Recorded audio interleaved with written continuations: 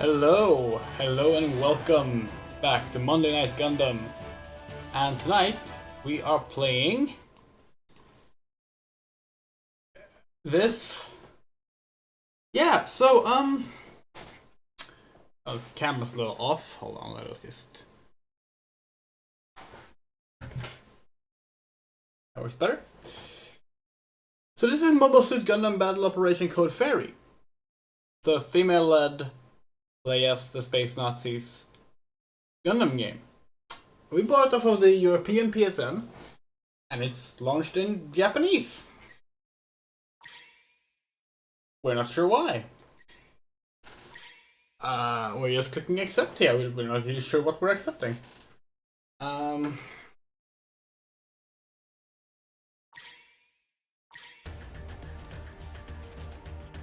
It's all in Japanese.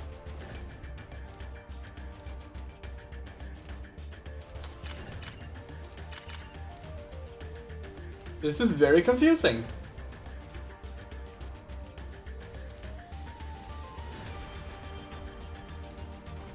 We're not really sure. Oh wait. What's this? That says Japanese, doesn't it?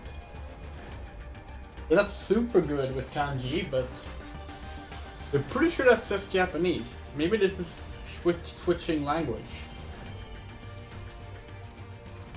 Japanese. English. They couldn't write it in English for the language selection. That would be helpful.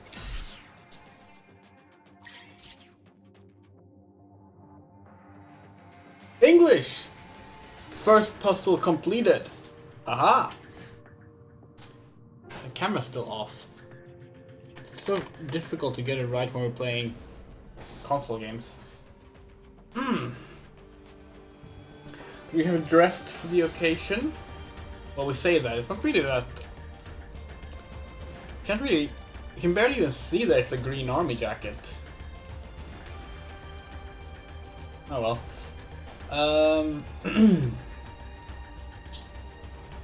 Universal Century 0079. As mobile suits became the primary weapons of war, women slowly became more common in the Zeon military. One group of young pilots would exemplify this change, playing a critical role in Zeon's flight for independence and rising to unexpected fame during the bloody 1-year war. Wait, what do you mean not in stock? We bought these. We literally bought the other volumes. Did we not download them? Oh, whatever. Let's just play this for now. Hello, Moto.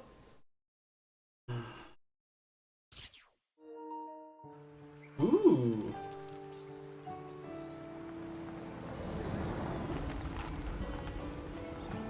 Watching an anime.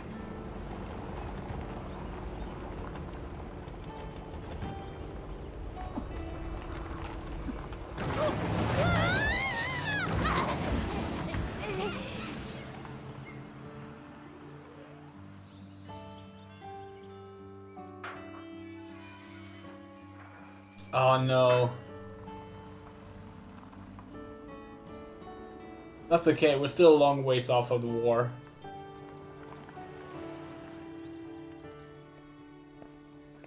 Oh no, she's hot.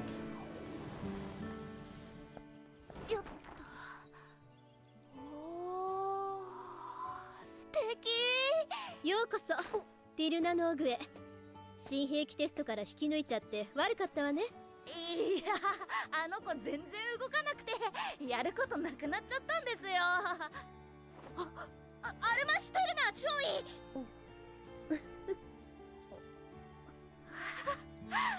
ただいま着任しました。She's cute.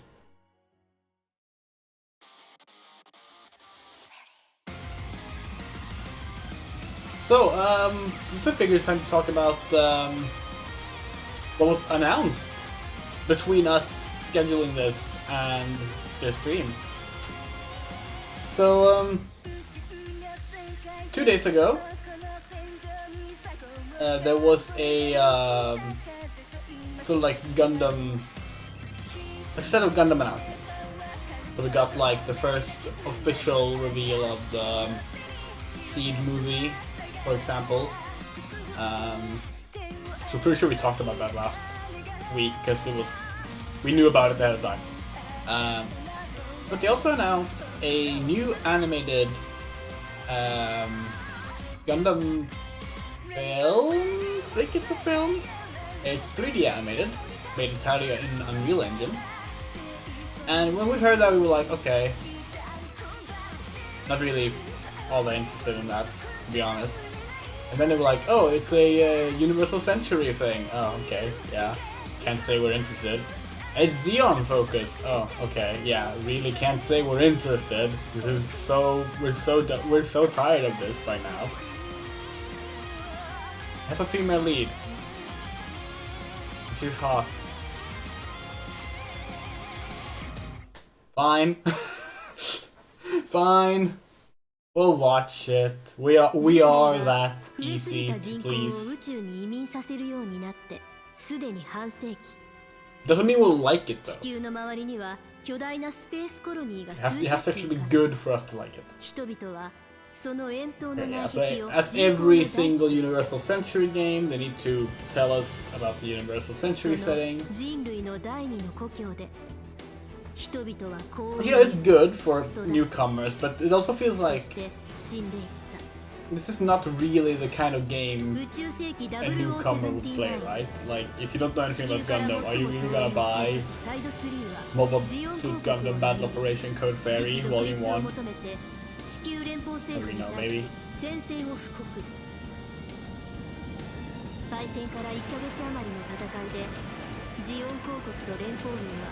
総人口の半分を死に至らしめた。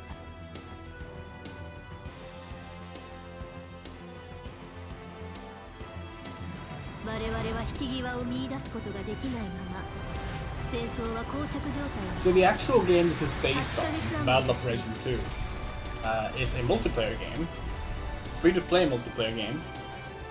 We've been told it's not very good, but this is actually a single-player game. It's pretty cool. It's not often you see a multiplayer game spun off into a single-player title. Oh yeah, check out those PS5 visuals. Hi, hi. 座って座って. It says auto on. Ah. 今日から合流することになった3人目のパイロット。アルマシティルナ少尉よ。We joke, we like the fact that this game isn't like, you know, a massive, like the fact this game looks the way it does is fine. Like, we need more games that don't try and like spend all their budget on hyper realistic graphics and shit.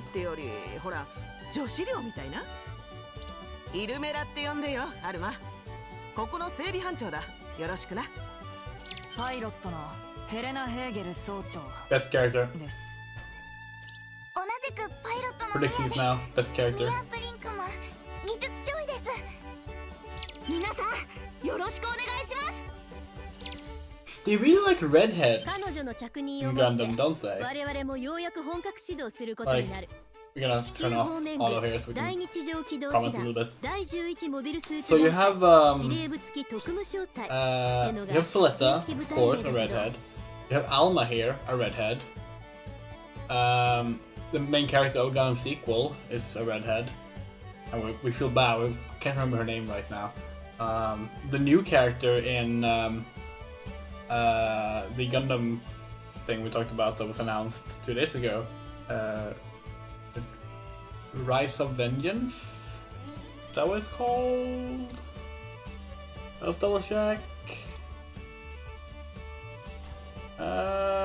Requiem for Vengeance. She's a redhead. And like, maybe it harkens back to like, Amuro. Sort of having a reddish brown hair or something. Hello, Louise. 長いし、対外的にうちは一区部隊だから、コードネームのノイジーフェアリーを使うように。うるさい妖精ですか？日本には女3人よればかしましいということわざがあるそうね。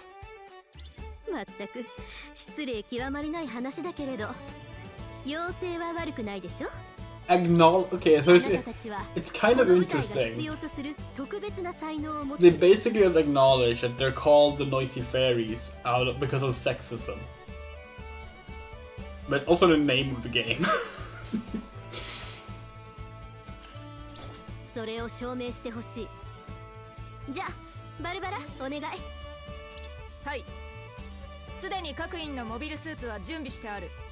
割り当てに関しては個々の特性に合わせて我々で決めさせてもらった。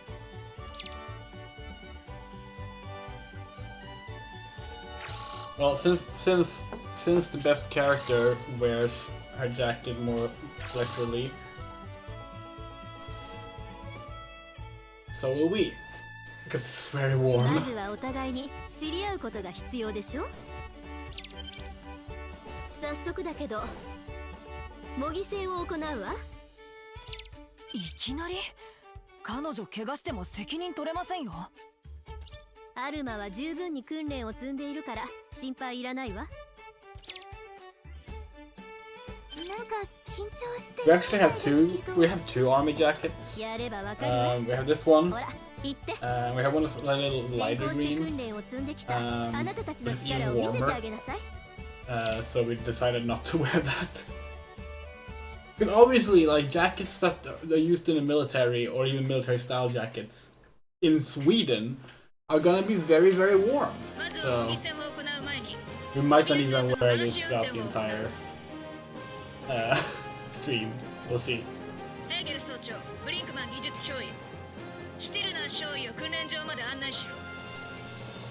了解。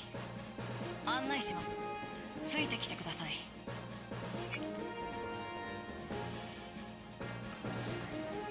They're okay. Okay. High speed movement. Emergency elation. Okay, yeah. Very zoomed in camera. Oh. What do you like now? Yeah, they all have purple Zaku, of course. ちゃんとモビルスーツを動かせるみたいですね。あと少しなのでついてきてください。ここをジャンプで越えていけばすぐに目的地です。行きますよ。結構高いね。 Hey, notice how you don't need to like pause the game with the pop-up to tell us the controls? やってみる。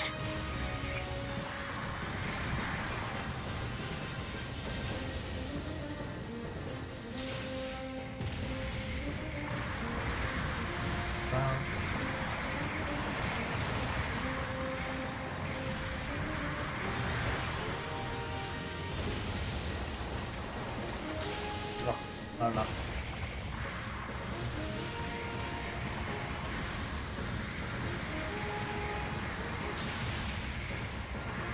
あとは下に降りれば到着です。急いで降りるときやジャンプを途中でキャンセルしたいときは効果を使うといいですよ。着地地点の調整にも使えて便利です。了解。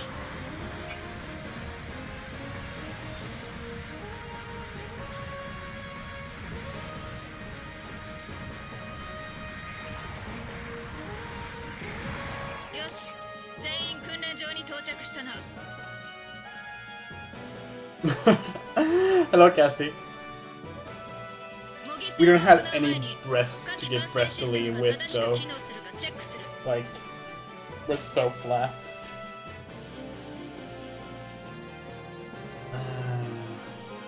両機が狙っている敵にはその両機のターゲットマークが表示される。誰がどの敵を狙っているのか常に状況を把握するように心がけろ。はい。また敵モビルスーツの属性情報も戦闘を有利に進める上で重要だ。シテルナ少尉の乗っている強襲型は支援型に強く汎用型 Weapon に弱 triangle い。 on this, huh? Okay. ブリンクマン技術少尉の乗っている汎用型は強襲型に強く支援型に弱い。ヘーゲル総長の乗っている支援型は汎用型に強く、強襲型に弱い。得意な属性を与えるダメージは増加し、受けるダメージは軽減される。実戦では自分の得意な属性を相手取ることが重要だ。それでは射撃兵装を用いて配置されたターゲットを破壊しろ。 Yeah, it's literally just a weapon triangle.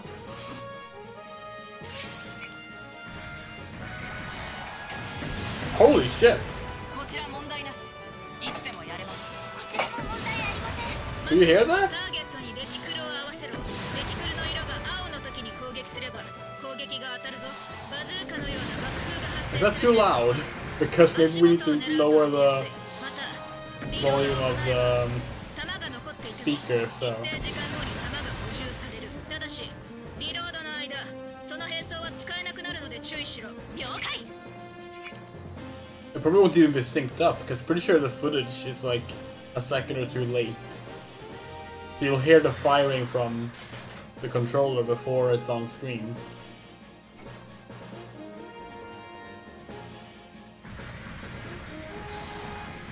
先ほどは緊張していたようだが、これなら模擬戦も問題ないな。頑張ります。まあ、これぐらいはできて当然。模擬戦が楽しみだ。射撃は攻撃の基本だ。攻撃の当たる距離を意識して戦うんだ。続いて兵装切り替えができるかをチェックする。今回は格闘兵装に切り替えてターゲットを破壊し、了解。まずは格闘兵装に切り替えを行え。格闘兵装の攻撃範囲は狭い。ターゲットに近づいてから攻撃だ。移動と組み合わせることで攻撃する方向や範囲が変化する。ターゲットとの距離や位置を把握し、適切な攻撃を繰り出すんだ。攻撃後の隙は高速移動でキャンセルできる。うまく使って隙を減らせ。わかりました。やってみます。 This feels very funky. It's interesting, like they have so you know how the PS5 have like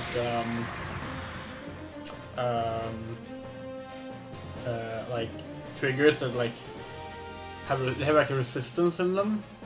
Like they've had, it's like the game can decide if they want the trigger to be like difficult to hold down or not. They've made it so like these are difficult.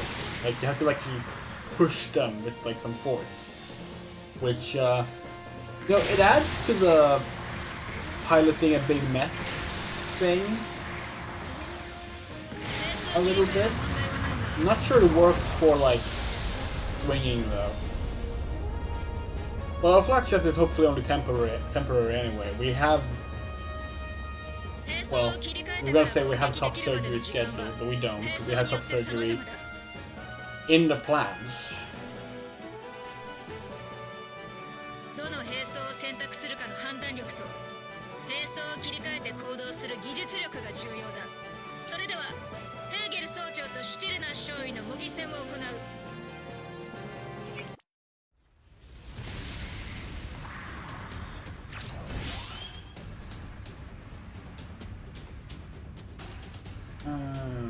Okay. Yeah, so getting close is the smart idea here. Okay. 本気の本気でお願いします。新米少尉のお望み通り本気で行くぞ。準備はいいか。それでは模擬戦を開始する。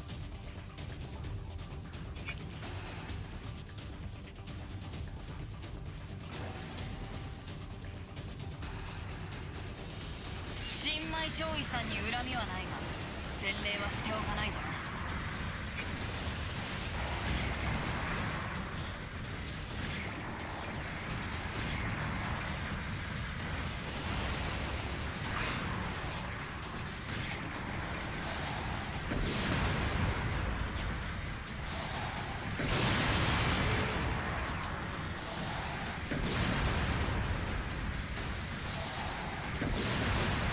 This is much harder than we expected.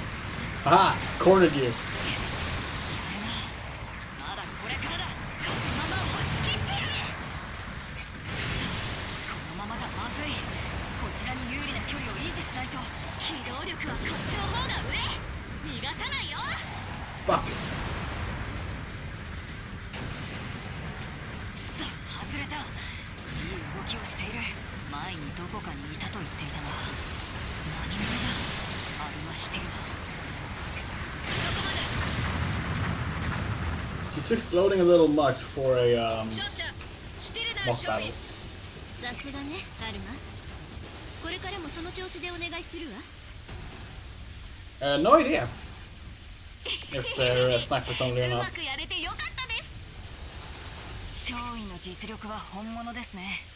乾杯です。それではこれで訓練を終了する。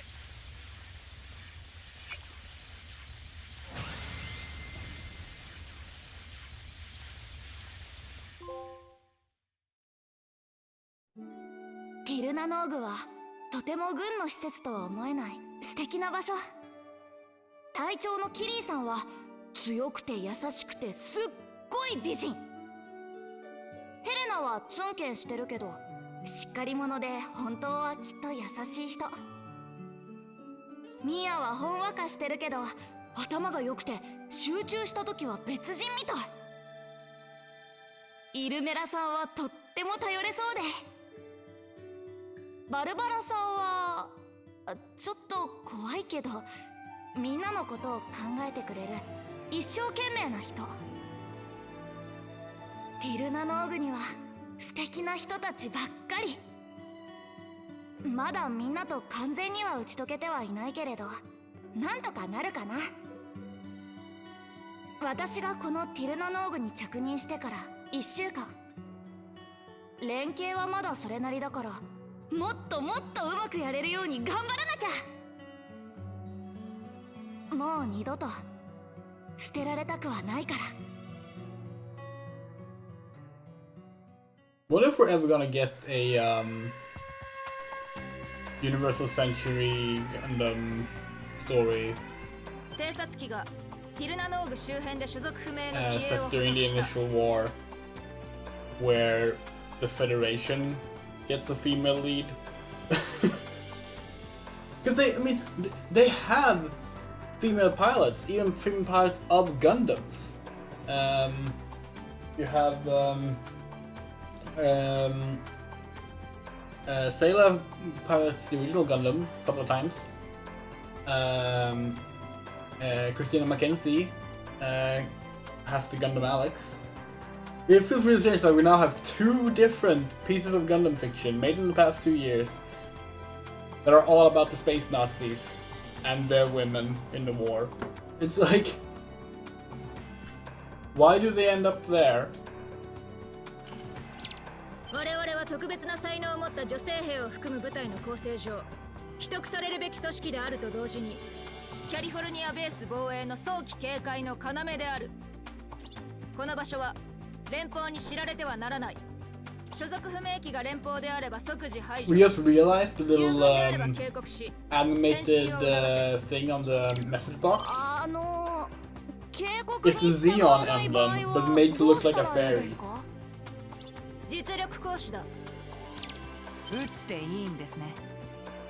ええ、そうならないことを祈るわ。コールサインはこの通りだ。 Yeah, Louise, you weren't here when we talked about it earlier, but they announced a new 3D animated Gundam film. Damn, they've actually like not skimped out on the animation, the 2D animation. That's pretty cool. They announced a new 3D animated Gundam film called Requiem for Vengeance, and it's another Universal Century story focused on the Xeon with a female lead. And like, it's cool that we get another female lead in Gundam. More of them, please. But like, why do we have two Xeon stories with red-headed female leads now, made in the past 2 years?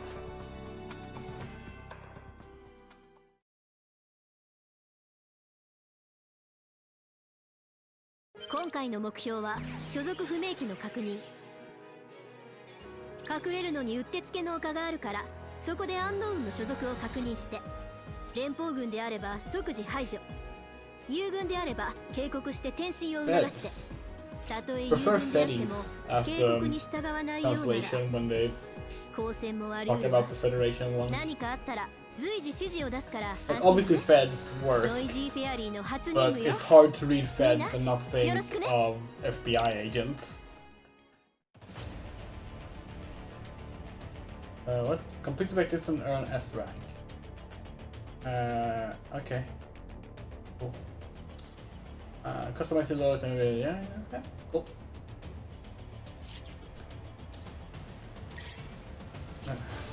Yes.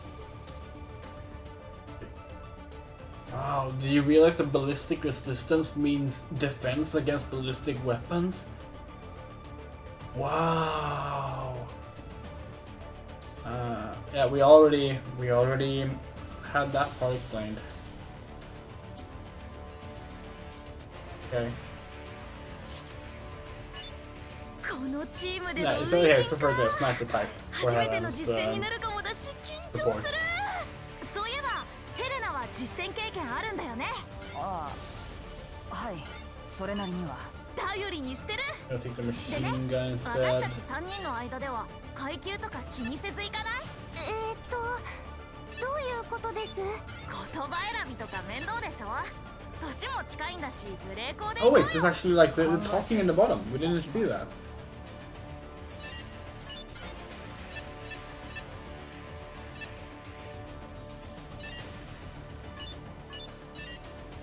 We're so used to like when there's voiced lines during like menus that they just don't bother voicing them.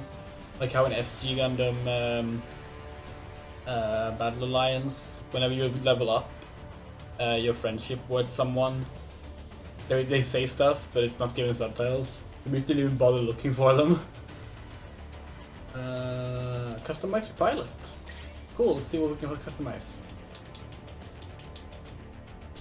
We can't even access the custom. Guess that's locked until later then. Options.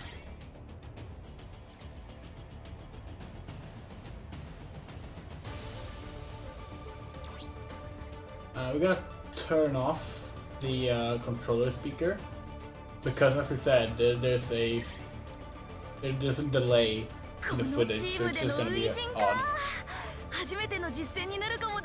Okay, first we're doing. You have a previous battle experience though. ヘレナは実戦経験あるんだよね。ああ、はい、それなりには。頼りにしてる。でね、私たち3人の間では階級とか気にせずいかない？どういうことです？言葉選びとか面倒でしょ？年も近いんだし、グレーコーで行こうよ。考えておきま Okay. す。Yeah, let's sortie. 総員第一種戦闘配置了解。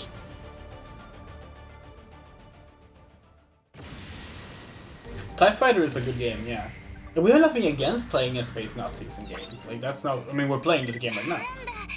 It just seems odd when it's given a focus. And actually, that's a good comparison right there. Because you know what?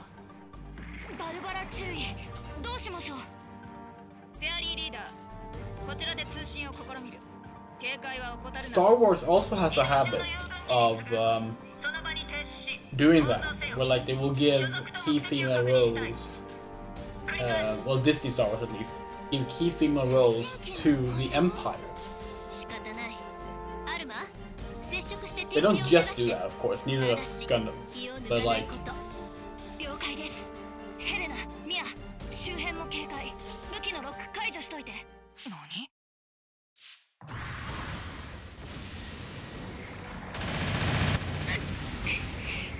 敵なんだね。 the cutscene did not take into account what weapon we had. Boo. ヘレナ、ミア、合流して。露覚機を使った騙し討ちかよ。戦争犯罪ってやつじゃねえか。やることが汚ねえ。相手は一気です。落ち着いて。ミアを落ち着いて。 Damn. 私がやるか Are ら。 the Freddies doing a war crime? Ah, well, it's a good thing the Xeon would never do a war crime. 実践よ。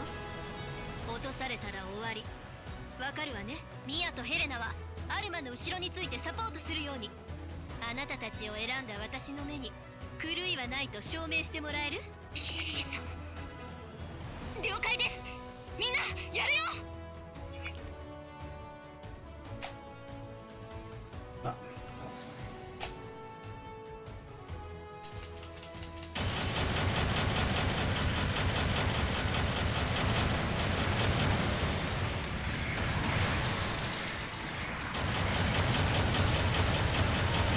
Oh no, our battery is low. Shit, that's what we play Final Fantasy 16 before the stream. We didn't think about that. We'll put in the... We'll plug in the charger in a bit. モニターの左上には仲間の機体情報が表示されているわ。機体が撃破されたが一時的に戦線から離脱する。機体修復が完了次第戦場に復帰する。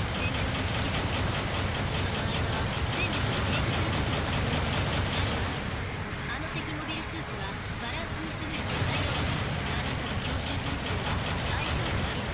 一人で無理せずみんなと協力して戦うと常に戦況に気を配りながら敵を撃破して。いいぞ。こちらの攻撃は十分効いている。その調子で攻め続けるんだ。 Okay, so like genuinely, the vibration and like the way the trigger on the controller like resists as you're pressing it feels really fucking good in a game like this. This really gives us hope for Armored Core.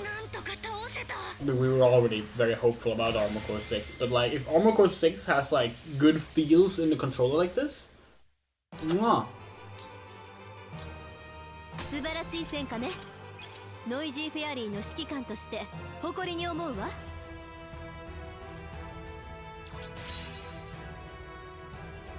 This is a simulator only mobile suit. It can only be used in the simulator. Yeah, fine. Oh, we also got a... Oh wow, we're getting a bunch of ones.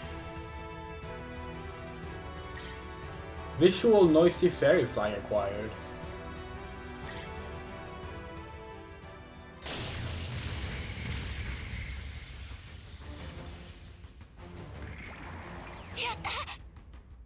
Far Cry 2 is our favorite Far Cry game by a lot.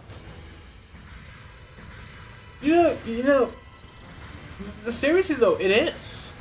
Like, Armored Core is like, it has like infamous controls, right? But like, honestly, they always did the best with what they had at any given time. Like, and we think that's pretty clear because like Armored Core 1 was designed for a PS1 controller, you know? Like a PS1 controller, not a DualShock. And yes, it has very awkward controls. But hey, they're fully remappable, and we were able to get them so fucking good that like it felt like playing a modern game when we streamed Armored Core 1.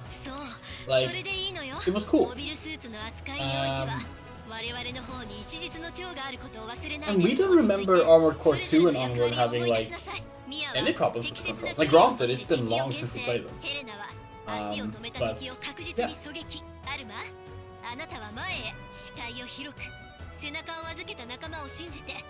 And yeah, you called the Yak guy a cute creature. That's the one that's submersible, like it goes down into the water. And of course, Char has a red one.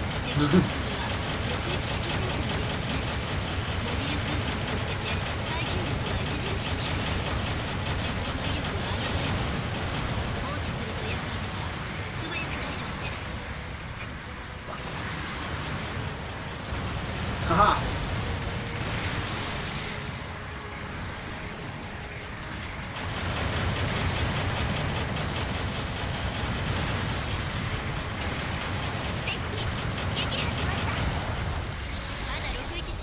Oh, tank left? Where? There's 2 tanks left. What are you talking about?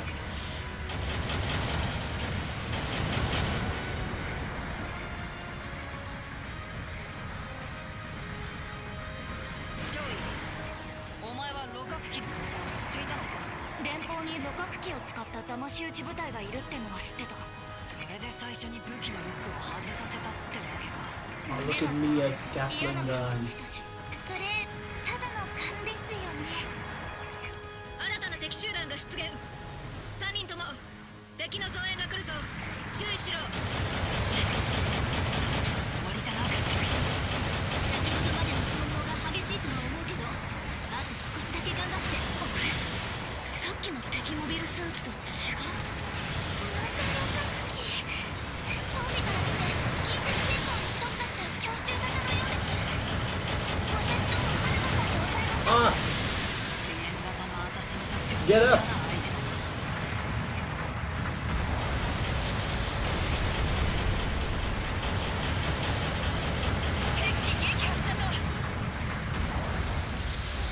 脅威がいるだけでこんなに戦いやすくなるなんて。子供のくせにずいぶんモビルスーツに慣れてやがる。 Yeah. どんな生き方してきたんだか。ミヤたちも子供ですけどね。その辺のガキとは鍛えられ方が違うっつ。子供っぽいこと言わないでくださいよ。最年長。 How old are you anyway? Like, you keep talking about how we're about the same age. Oh, you're older. Oh, I'm younger. 新たな増援班 But they haven't specified any ages. We haven't seen any like bio or anything. So like, we're not even sure what like this means. またバリエーションものですね。打ち合いでは分が悪いです。ああいう相手には私の出番だね。一気に距離を詰めて。 Oh fuck! ミヤのモビルスーツが傷だらけに。許しませんよ。Like the gameplay itself here is not as good as say that Wii game we played, MSGBO 79, which, God, that game has such excellent feeling. What are you doing? ミヤのモビルスーツだ。まだ大丈夫。すみません。機体を放棄します。 Oh, we love that. Helena getting 無駄になんてしない。 Helena and Amma both like reacting to the fact that Mia got fuck, taking a little too many hits here. これ以上好きにはさせません。よし、ミアと合流してここから押し返すぞ。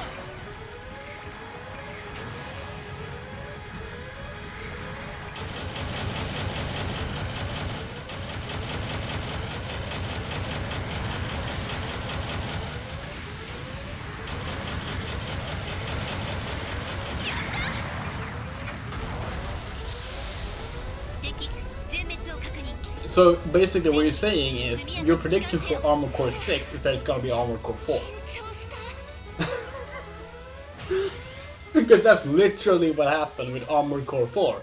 Armored Core 4 was really damn good, but it was different. So, wasn't good. みんなよくやったわ。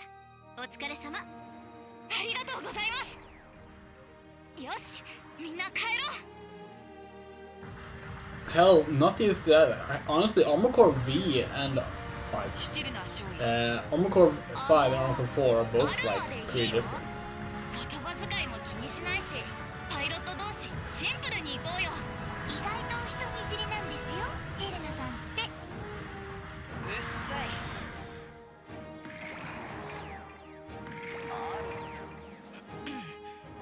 アルマ少尉、腕が立つことはよく分かった。 That's cute. えへへ、それほどでも。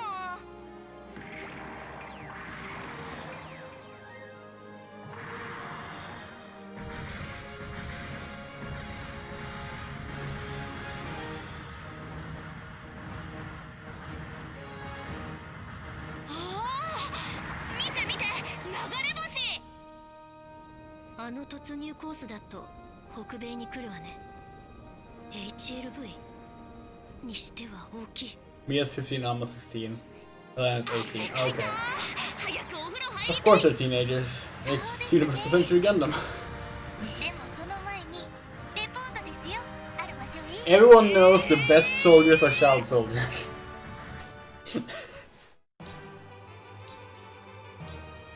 良い戦果を残せたわね。この調子で頑張りましょう。私強くなった気がするよ。コツコツ努力した結果です。今の自分を超えていかなきゃな。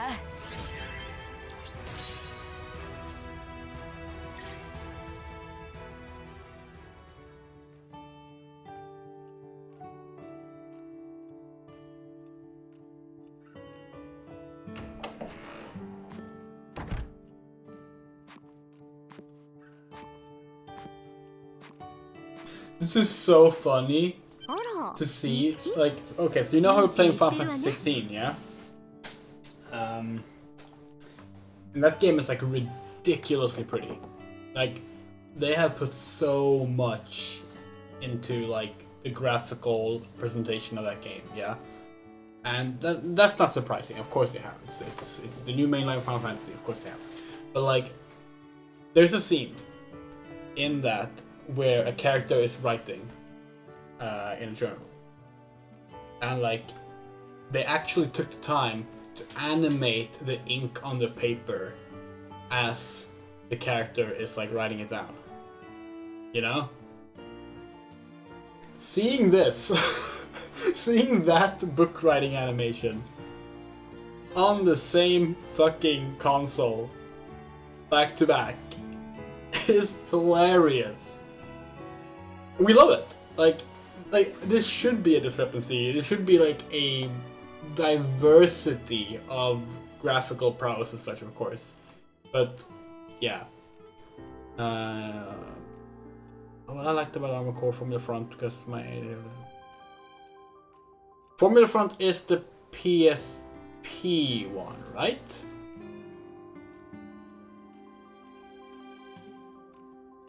We haven't played that one, unfortunately.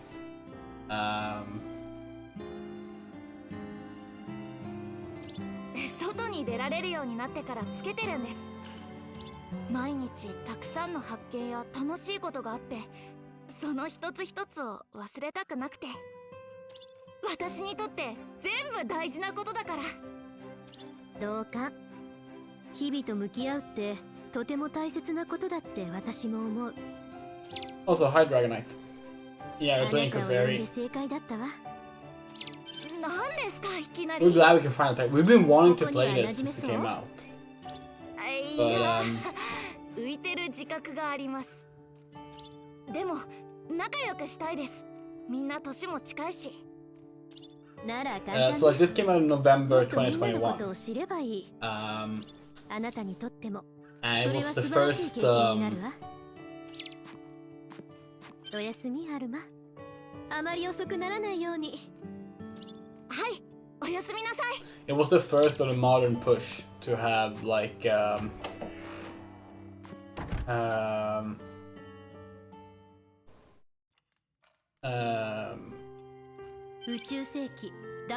It was the first of the modern Gundam push to have a bunch of female leads. So we were really like, oh god, Gundam with female leads. We need to play this, but we didn't have a PS4. And at the time we didn't know when we were gonna get a PS5. So naturally now that we have a PS5, we had to pick it up and play it. かけがえのないものをつかみ取り、羽ばたいてくれると信じている。いや、必ず羽ばたかせてみせる。Yeah, people don't know anything about AI. They don't know anything about game development or anything like that. Like it's frustrating. Like we barely know shit about this stuff, and we've developed games.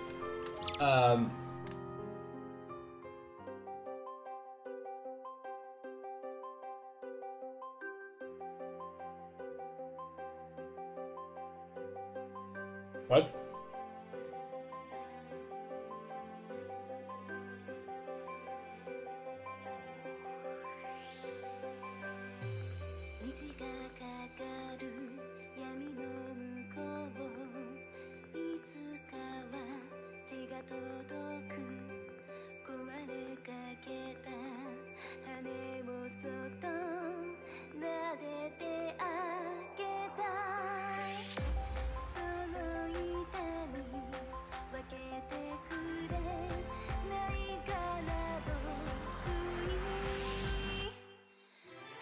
We know it's episodic, but is that can't be all of Volume 1, right?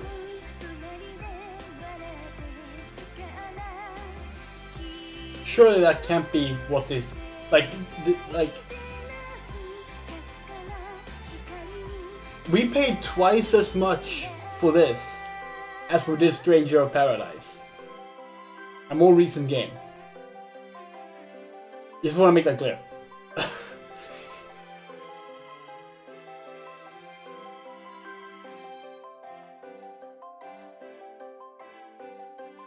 Keizaki Rainbow.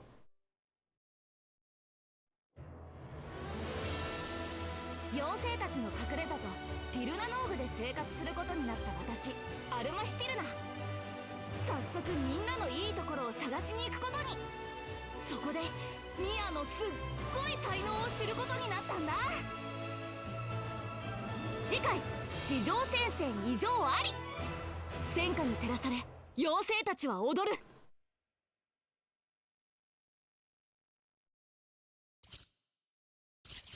Okay.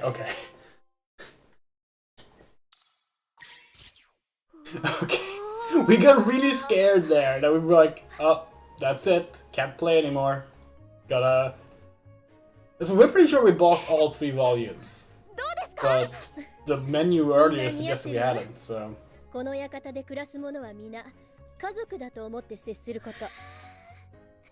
我々が勝ち続けるにはお互いをよく知って深い信頼関係を築くことが不可欠だと思うの。はい。特にシティルナ少尉、リードパイロットである君の役割は重要だ。はいであります。でもリードパイロットって何をすればいいんでしょうか。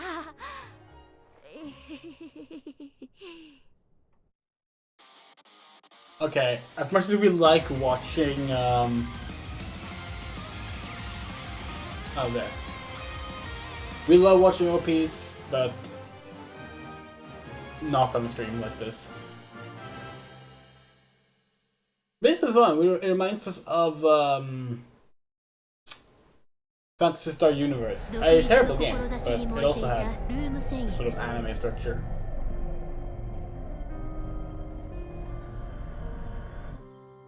人の狂気を目の当たりにしたブリティッシュ作戦。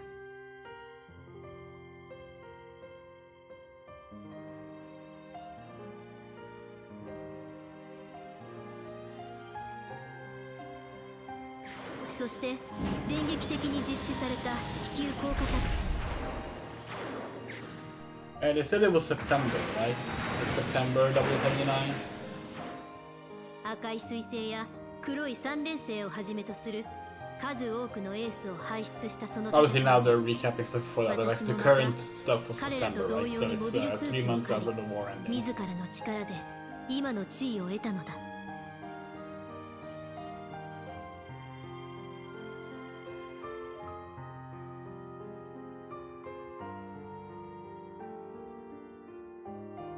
しかし私はモビルスーツから降りることを決めた。この部隊を守るためには政治が必要と考えたからだ。はじめは自身で戦うことの方がよっぽど気楽だと思った。それでもこの選択は間違っていなかったと信じたかった。そしてその答えはこれから彼女たちが教えてくれる。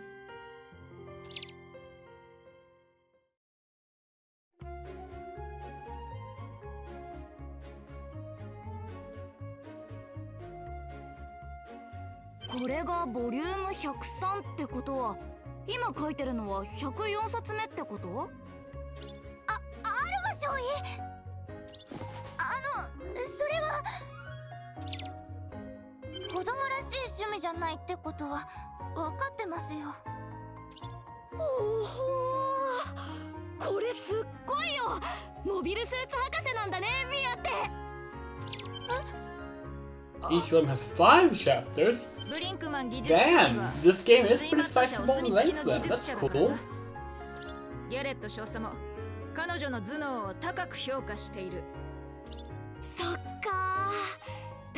技術少尉なんだね。あれでもなんでパイロットやってるの？やってみろと言われまして、そのまま。少佐のお考えだ。ブリンクマン技術少尉は頭脳だけでなくパイロット適性もとても高かったからな。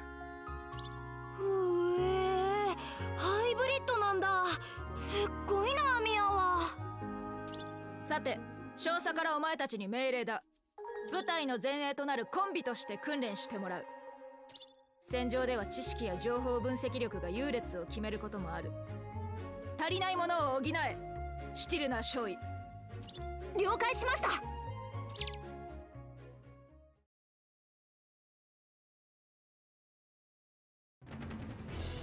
これよりモビルスーツの姿勢について訓練を受けてもらう。訓練で使う武器は機体を壊さないように調整してある。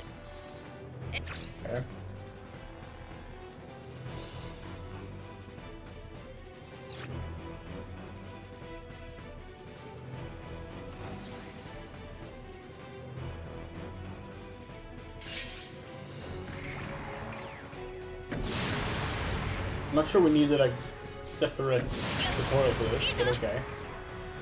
しゃがみ状態中は防御力も少しアップする。ギリギリの攻防の時にも役に立つぞ。もちろん足を止めることで狙い撃ちされるリスクも高くなる。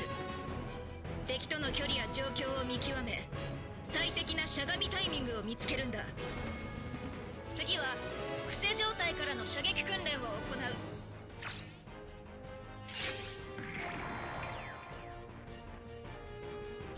So the actual aiming controls with the right stick are not, they're not great.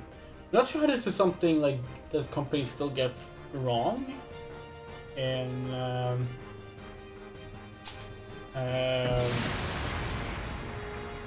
games. Feels like we're way past the time where that should be an issue, but like it's like there's no real. 特に高いところで伏せると低いと戦場ごとの高低差を把握して常に有利な位置取りができるように心がけろ。Oh, tackle! This is something we needed to know. Nice. Tackle overheats you. Okay. Yeah, like the aiming just doesn't feel great. Being perfectly honest.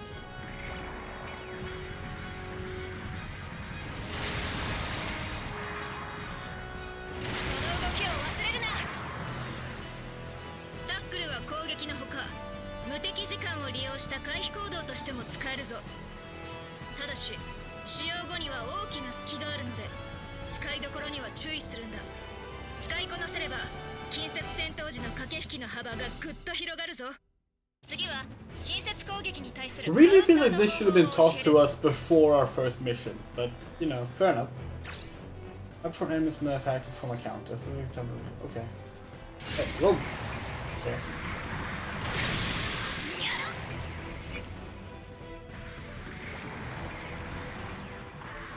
Okay.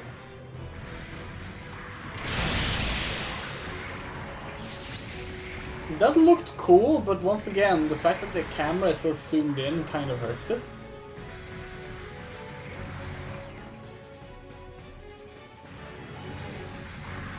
You can barely see what happens.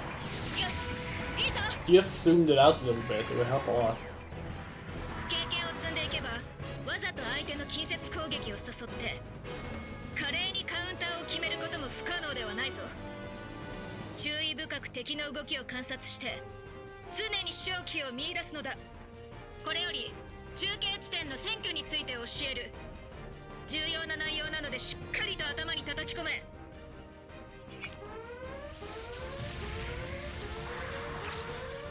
Vision beacons crash within the glowing area and press exit your MS. Oh. Oh! What? What the fuck? This is a thing? 中継地点に到着したな。しゃがみ状態にした後、モビルスーツから降りろ。イエーイ。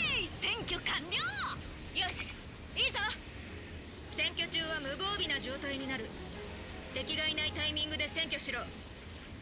占拠した中継地点では機体の回復が行われるほか、両機の再出撃地点にもなるぞ。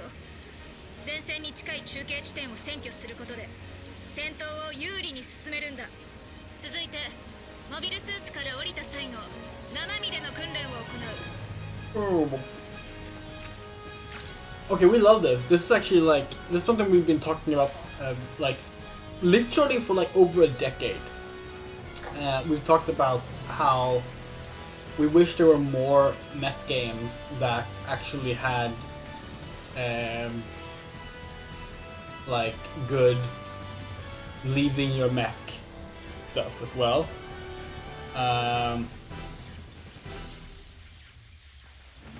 Because like our ideal form of like, especially like a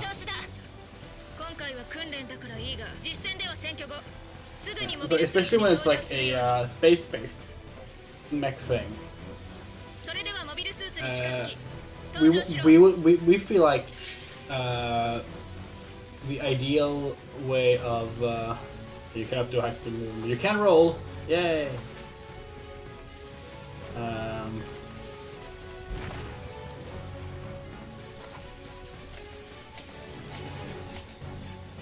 They go prone? No.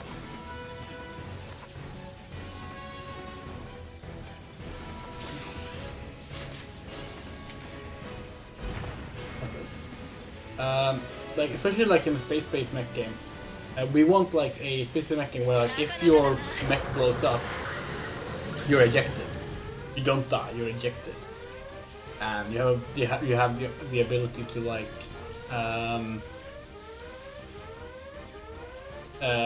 continue fighting and possibly get to a new suit rather than just it being game over. Not sure if it works that way in this game, probably not, but we think that's really cool.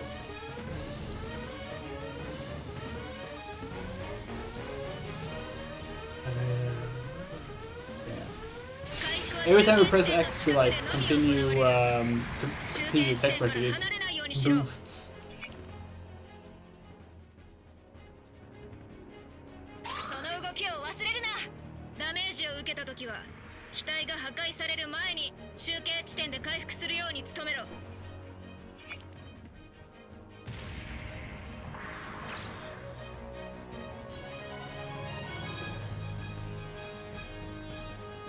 これより模擬戦を始める。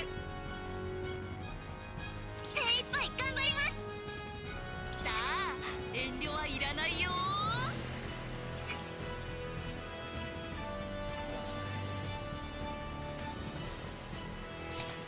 モビルスーツの相性的にはこちらが有利。負けられません。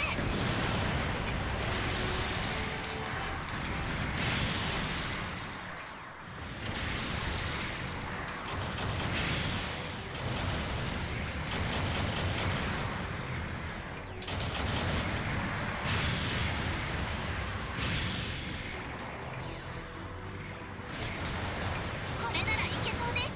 まだまだこれからだよ。やりますね。まだこれからです。まだまだ行くよ。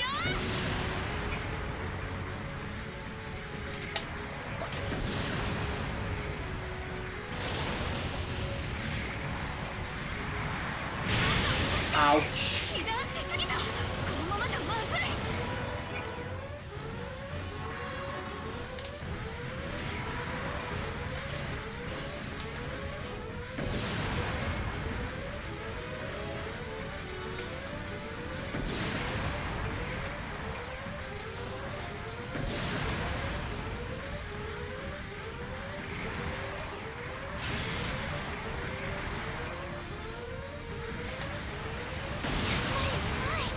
相性的には有利なはずなのに。あと少し。この調子で押し切る。 You may have the advantage, but we know how to play a coward.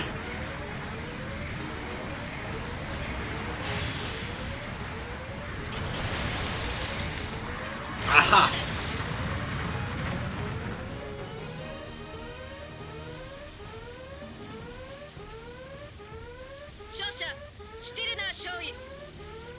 相によって全然違うんだね。こんなに苦戦するとは思わなかったよ。もう少しで勝てたんですが悔しいです。それではこれで訓練を終了する。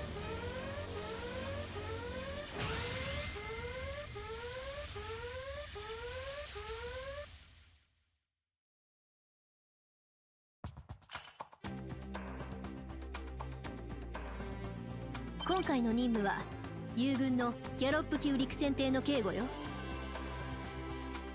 Oh, we're just gonna.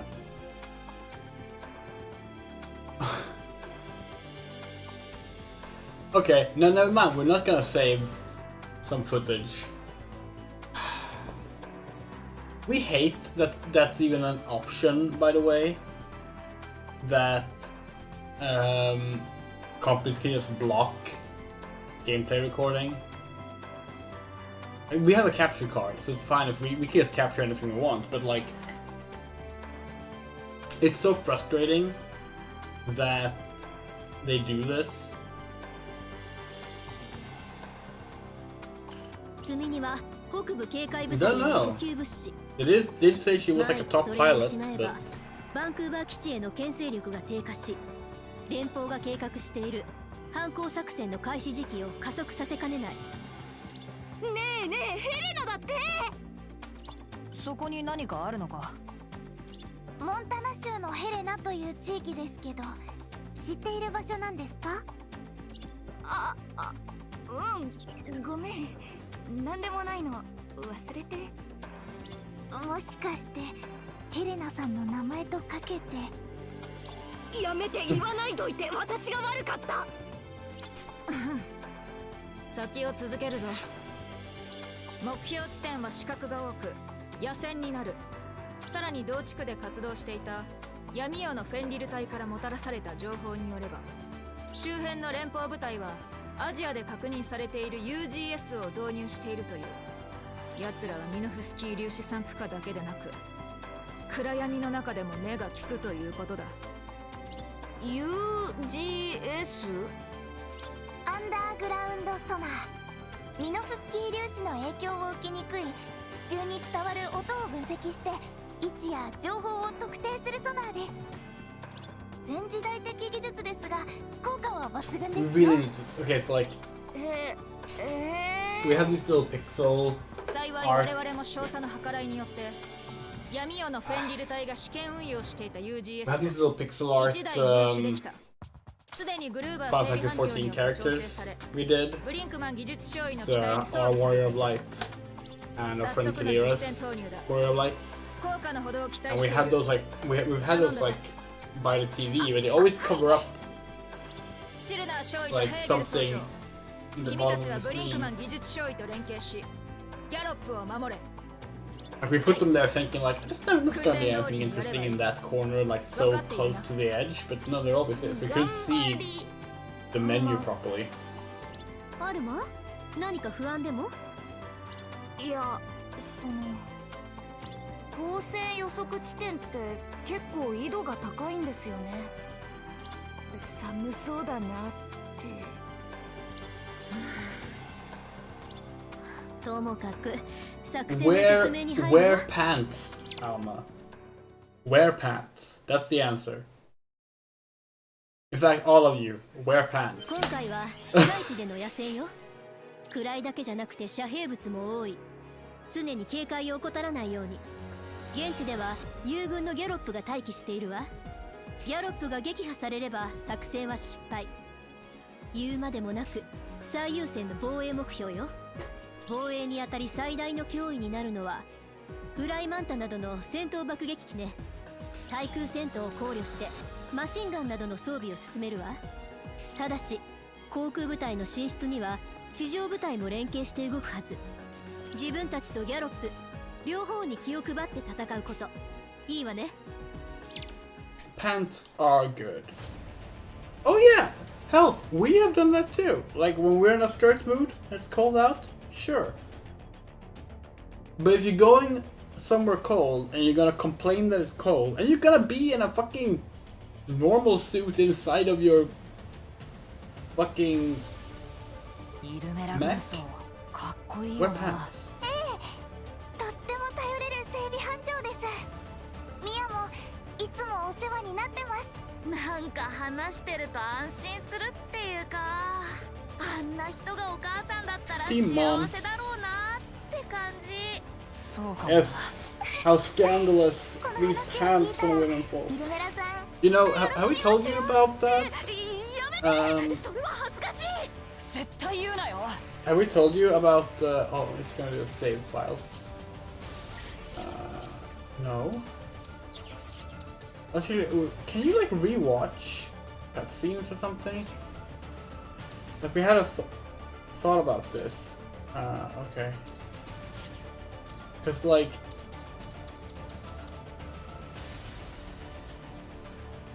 I guess you can't. Not really any mission selection either. Unless that's from the main menu. We did save, so it's probably fine to go back to the main menu. Gameplay recording resumed. Oh yeah, okay. Story selection. Gallery. Gallery might be a cutscene thing. Gameplay recording blocked. Yeah. Oh, concept art. Oh. Noisy fairy flag. But if we can't, can we take screenshots of it? No. Why is it like this? Okay, take care, Louise. Like why?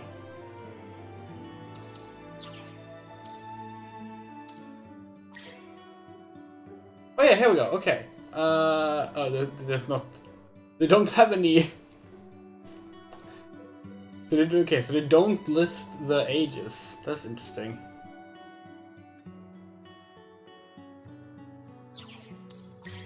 He's the youngest member.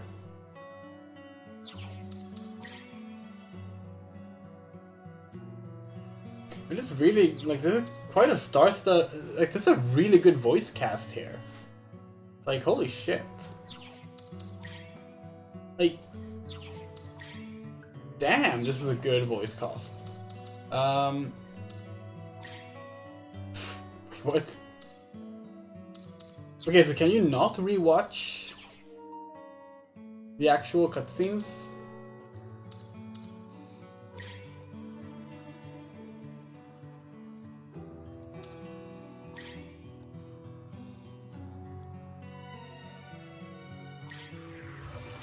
Wait. What? Wait, what? What? No, hold on. Hold on. Hold on. What? What? We saved!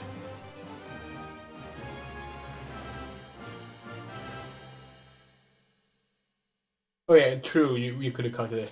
But wait, what? We saved! We literally saved our game! 独立の志に燃えていたルーム戦役。 What?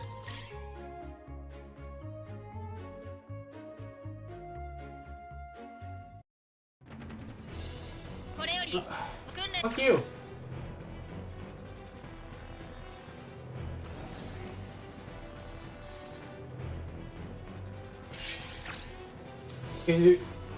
Wait.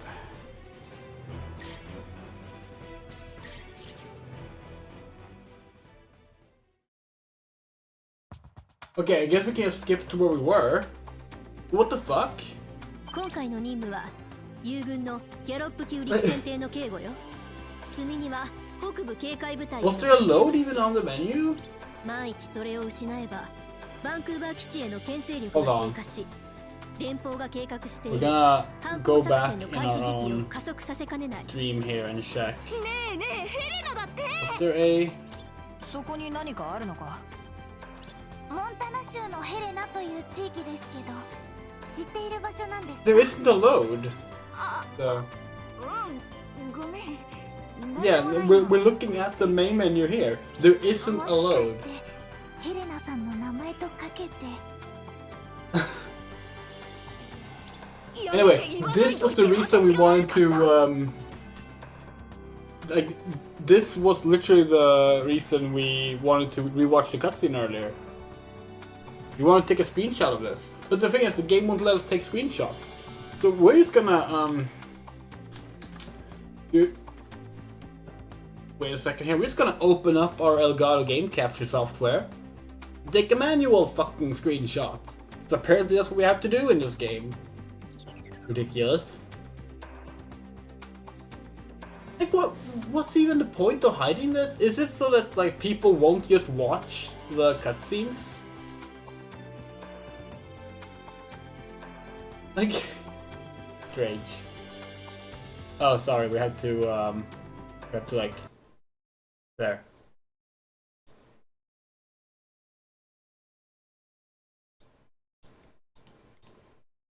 Oh. Is that not good enough?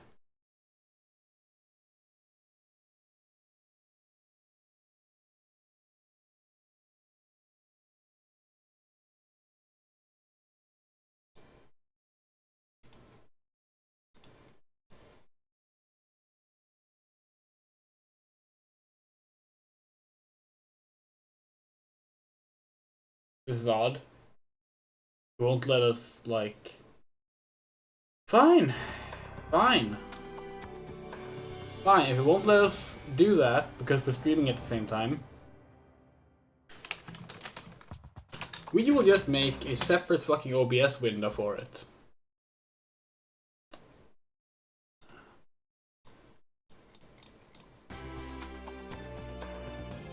Boom. Screenshot. Done. Jesus Christ, that was ridiculous. Okay. We can skip this, we've already seen it. Maybe it only saves after you clear a mission that's like story specific. So like, it just was like, well, you didn't clear the first mission. So... Can we customize the pilot yet? No, still not. なんか話してると安心するっていうか、あんな人がお母さんだったら幸せだろうなって感じ。そうかもな。この話を聞いたらイルメラさんきっと喜びますよ。やめて、それは恥ずかしい。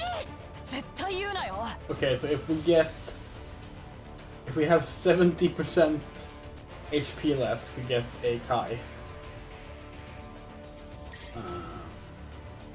Do we get anything else to equip? Yeah, we did get that. Nice.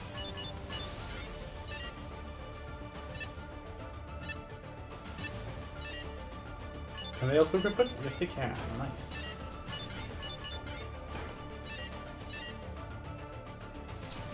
Let's go! 総員第一種戦闘配置了解。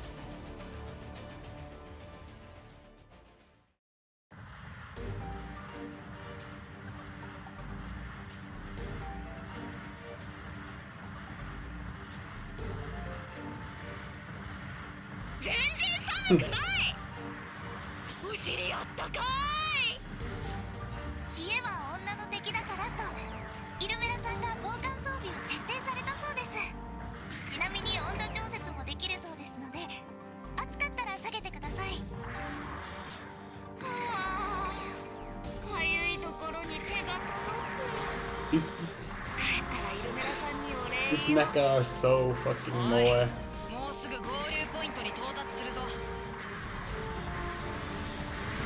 More like Moe suit Gundam.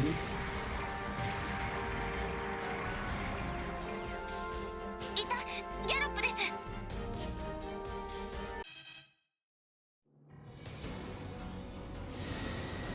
やっぱり空から来た。助けなくちゃ。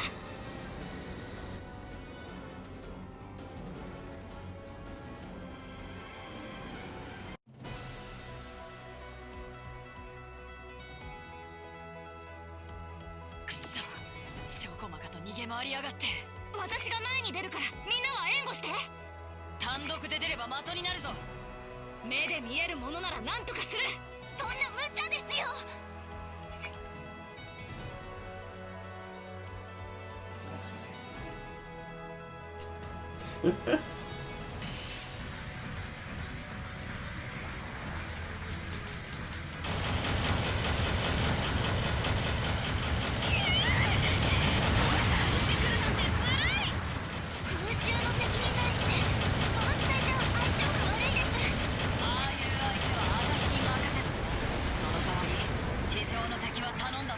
Okay, fine.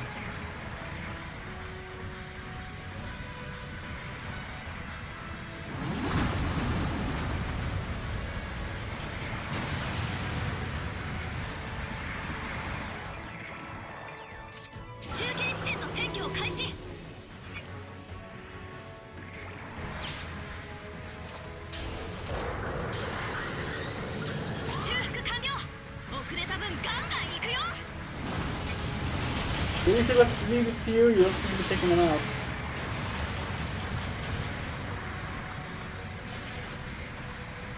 Oh, we can't tackle the tanks.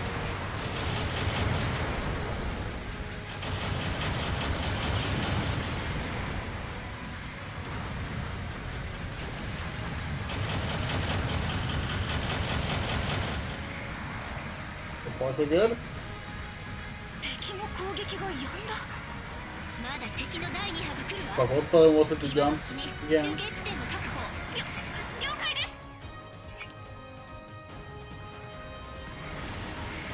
す。 Completely forgotten. There. まだ来るのか。迎撃態勢を整えろ。連邦のモビルスーツってやつ本当にあったんだな。 Oh, GM, right? モビルスーツ大好きなミヤには悪いけど本気で倒しに行くよ。いただき。あ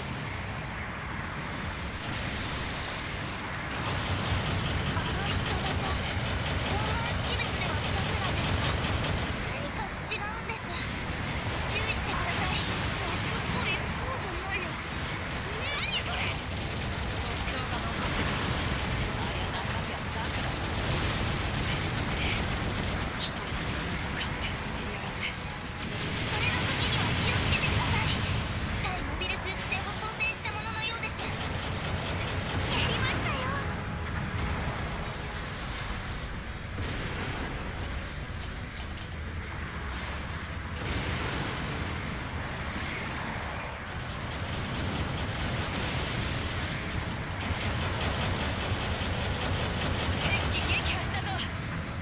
Holy shit, we have a lot of weapons now.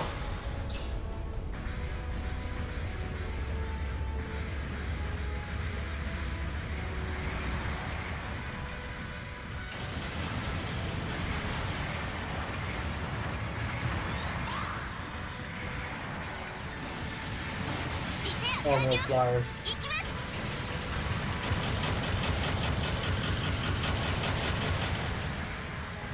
少尉、周り見えてますか？フォローありがとう、ミラ。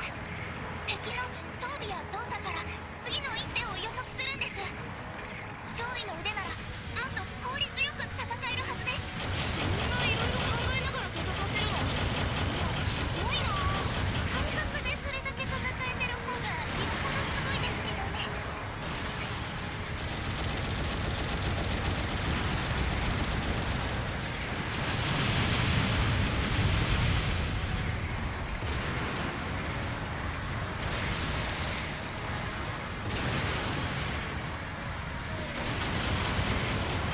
ギャロップが狙われている。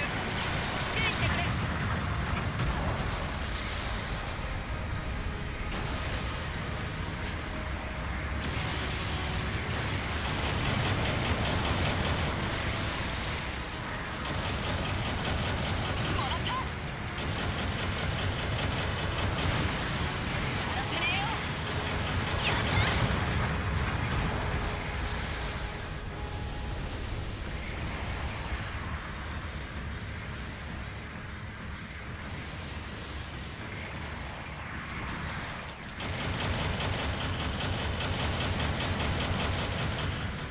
リペアが完了した。援護は任せて。 You.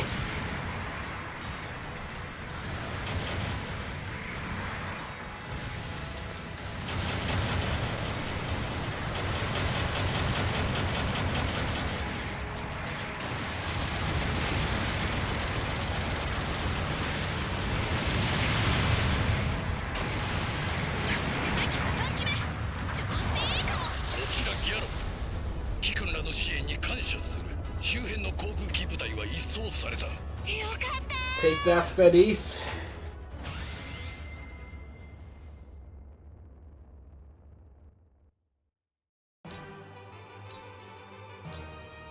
素晴らしい戦果ね。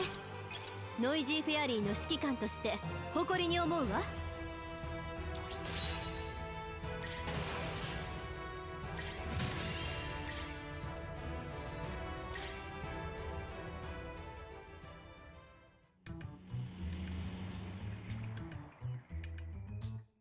おお、これは新感覚。はいよー、ギャロップ。おいおい、勘弁してくれよ。モビルスーツのパイロットはガキか。はしゃぎすぎて振り落とされるんじゃねえぞ。そんな子供下がってろって。時代遅れなんだよ、そういうの。おい、シティルナー少尉、恥ずかしい真似はやめろ。砲撃だ。損傷警備。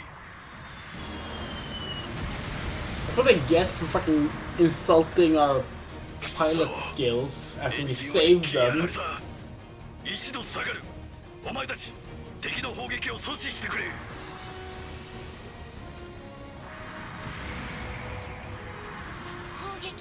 We took out 5 mobile suits, like 15 bomber jets, and a bunch of tanks, and they're like, oh, couldn't send real pilots.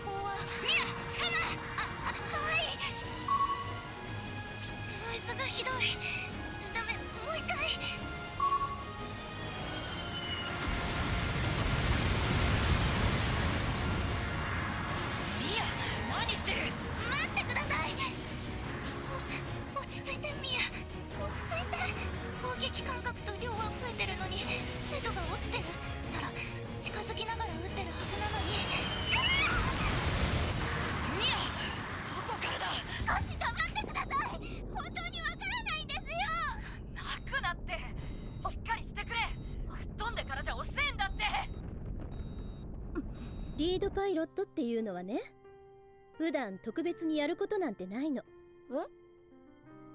あなたがやることはたった一つよ。仲間が困った時に導いてあげること。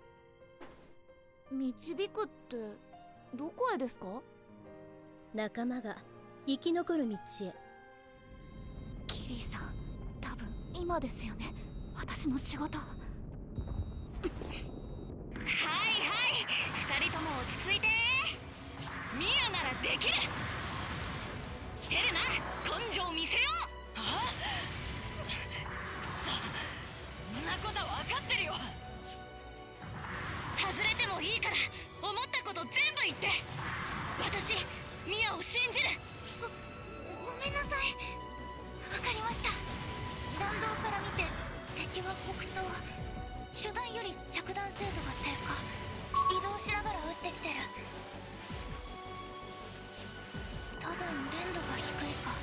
こちらを侮って接近して確実に仕留めようとしてる。分かった。ヘレナ、ミアをお願い。ミア、敵の正確な位置をつかみ次第教えてね。So, this might be a good time to mention, by the way, that this game actually has a manga. An ongoing manga, even. This game is almost 2 years old, but the Code Fairy manga started a month after the game released. There's 2 volumes out, we think. One came out last summer, and then earlier this year. And yeah, this is definitely new type behavior.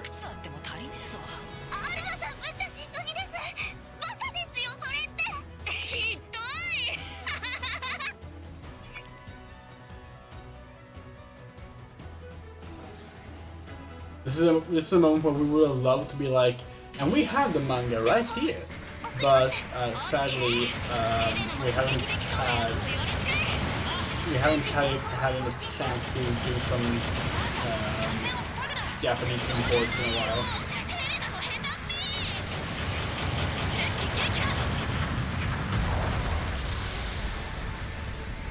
But we are gonna get it. Same with Gundam sequel, which if you haven't read Gundam sequel, Well, look, okay.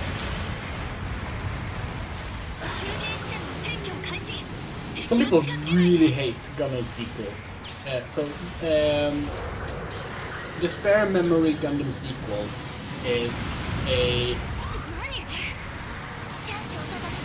ultra-violent edgelord Gundam manga that barely has any mobile suits in it. And it's amazing. Like,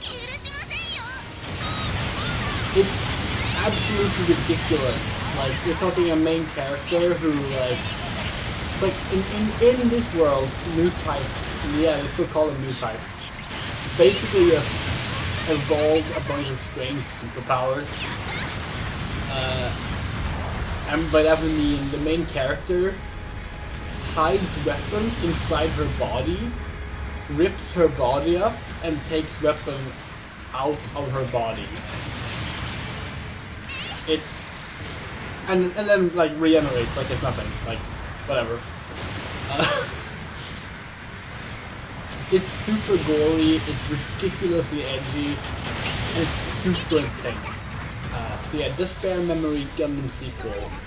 If you like ultra-violent stories, like, you know, Chainsaw Man, like that level, Dorohedoro, and you want to see it done with Gundam,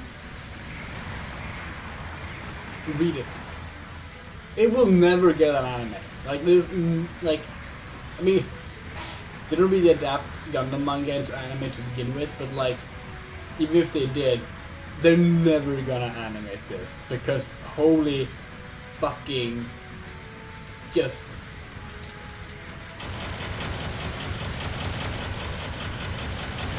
it's like when we talk about how ridiculous this manga is, right? There are mobile suits in it. There is at least one Gundam in it. The word Gundam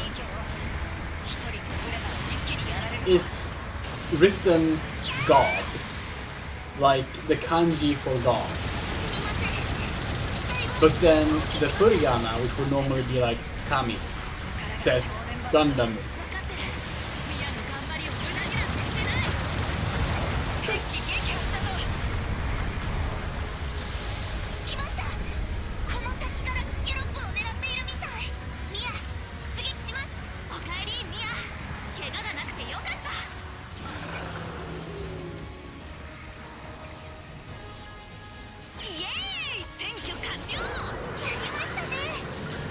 The main character was literally born as her mother burned to death, and she remembers this, by the way. There's literally a shot of her still with like the umbilical cord attached to her mother, just burning alive in front of a Gundam. That's like, it's absolutely ridiculous. It has zero chill, and it's super entertaining. And yeah, it also has like kinky nuns.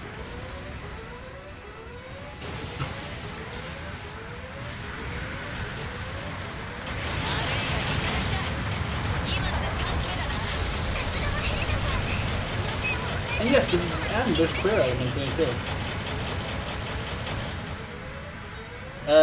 No, Kathy, we just said it the other way around. It's the other way around. There's a Gundam manga based on this game. The first chapter of the Code Fairy manga released a month after this game came out.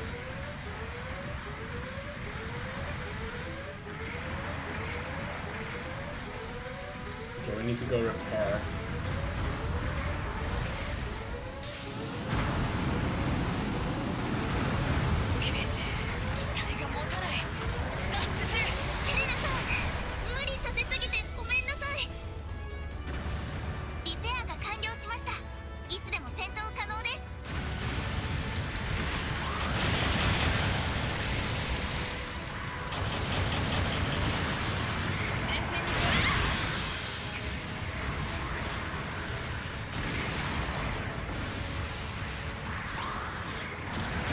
For fuck's sake!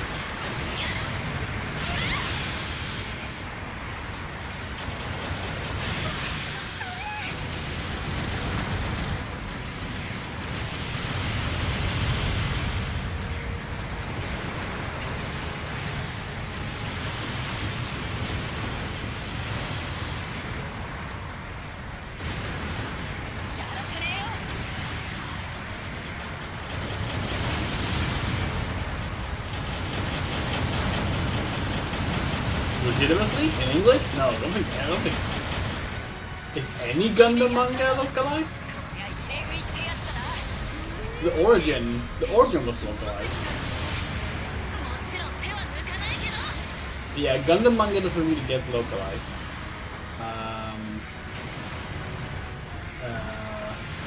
Pretty sure there's not even a scanlation for it, honestly.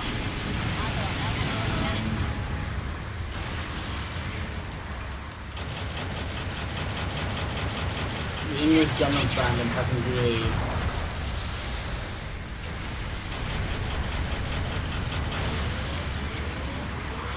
last we checked there was not even a fan translation.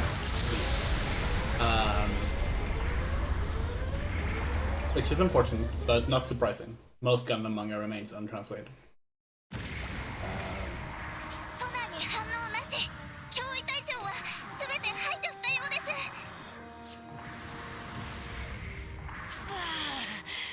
生き延びた。連邦の新型なんだよね。独特の駆動音、走行強度、見たことのないビームの剣などからして多分。よくやってくれた。正直言って覚悟はしていた。ガキに助けられた気分どうですかい？悪かった。 We do like that this game actually acknowledges the sexism here. Just like it did at the start, where like they made it clear that like, yeah, so they allowed women to join the military, but they were still being sexist about it. Like, it's one of those things where like, reasonably, you would expect that far into the future that not be an issue, considering like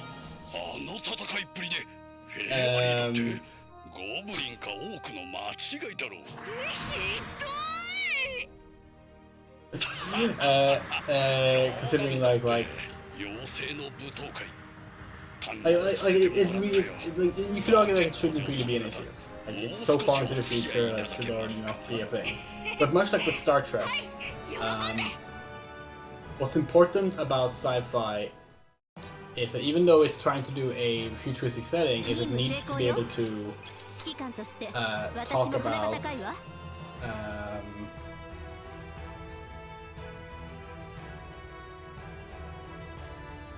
did we? No, we didn't get any of the unlocks.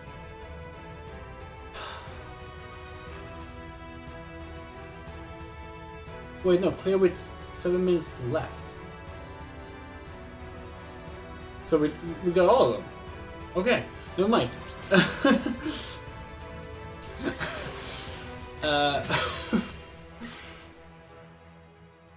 Completely misread that. の任務お疲れ様。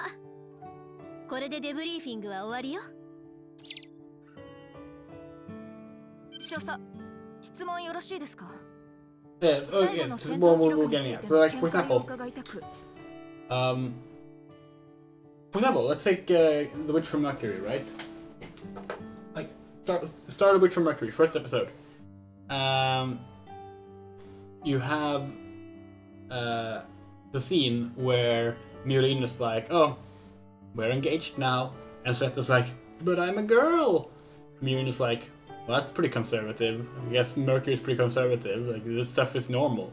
Like, dude, that scene could have skipped that, right? It could have just been like, oh, okay. But actually making a point of it, that, you know, conservative mindsets would react poorly towards same-sex engagement, that's important, because that's something that happens now. So even though this is set in the far future, acknowledging it there helps because it's commentary on present day, and that's what good sci-fi should be. Similarly, Star Trek there was talk about this when Star Trek Discovery introduced its first non-binary character. And there's an actual scene where this character, his name is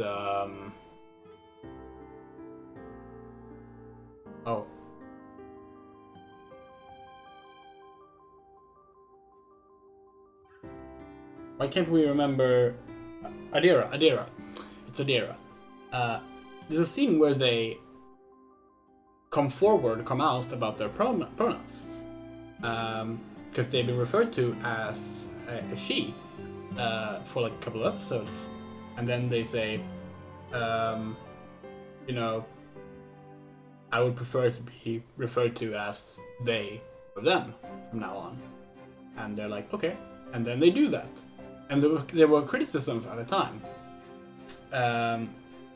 that like this shouldn't be something that happens in, you know, the 31st century.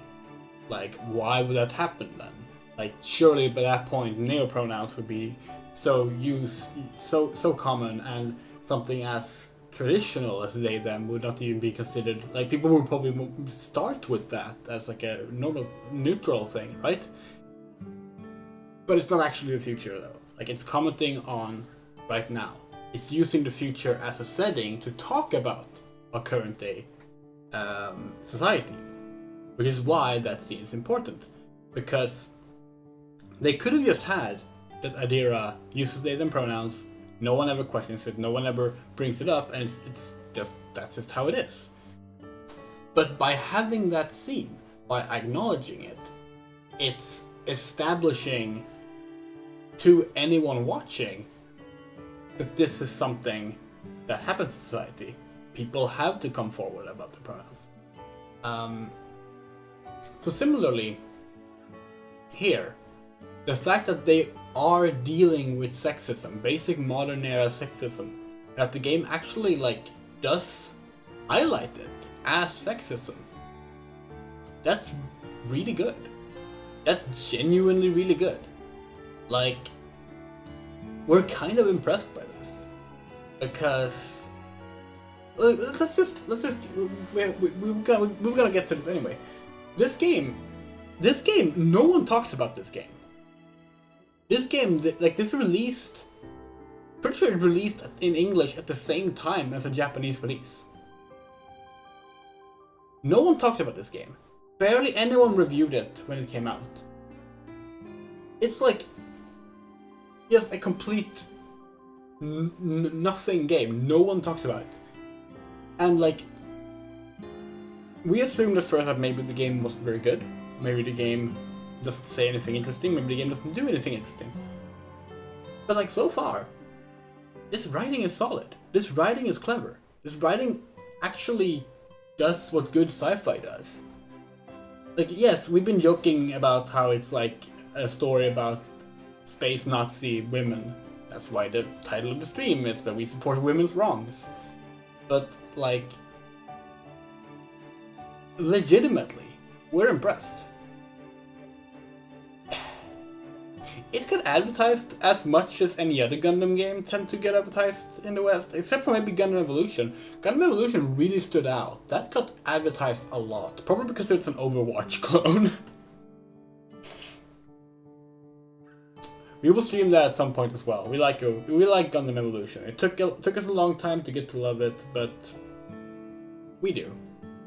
If they do put Ariel in there, we will definitely be streaming that, but or Caliban for that matter.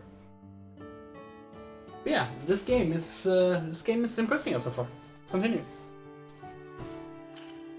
これね、連邦がモビルスーツの量産化を始めたと見て間違いないでしょうね。本国には連絡を？もちろん。とはいえ一応ね、とっくに諜報部は情報を握っていたはず。しかし我々にはそのような情報は。地球はサイド3から遠いもの。そうですね。みませんでした。あら、どうしたの？今日は私がうまくやれなかったせいでみんなを混乱させてしまって。そうね。リーダーはどう思うかしら。みんな生きてるから OK です。 Time for another screenshot.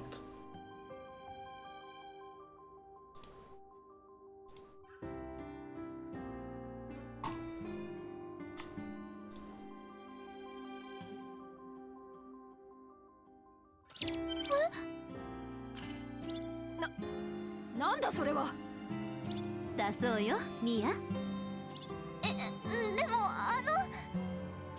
怖くない方が嘘だよ、ミア。でもミアは打ち勝った。謝ることなんてない。私もヘレナも生き残った。あなたと一緒に戦えたから。 I think we probably won't be streaming that much longer. We have work tomorrow, so. じゃあ背中流して。ほら、大浴場があるでしょ。そういうの憧れてたんだよね。いいでしょ。まあそれくらいは。私も行く。私だって盾になってたんだ。しかもこいつのフォローもしながらだ。その権利はある。じゃあヘレナも一緒ね。行こう。おい、まだ解散とは言ってない。まあいいでしょう。部屋に戻るわ。あなたも休んで。はっ。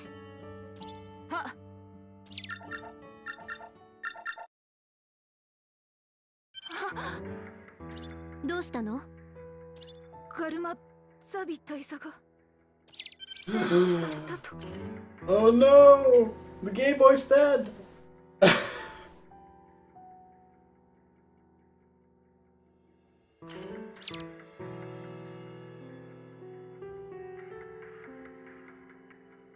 Okay, so at this point... Okay, so that puts us...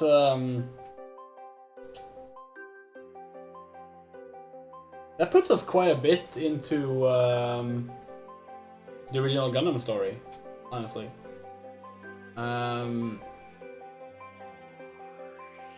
We can never remember the exact dates of the 1 year war, so we weren't sure when they said it was September.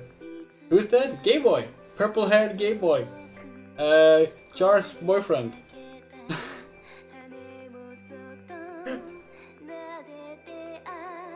We have a picture of him. Let's see if we have a picture of him. For people who might not be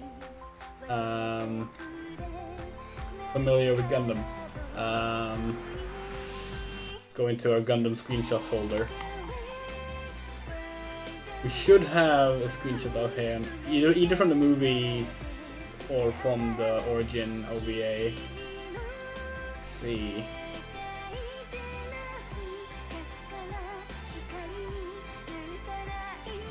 Here he is, no,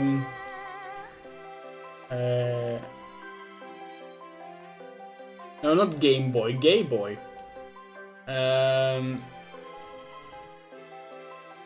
There he is from when Char is showering in his room. And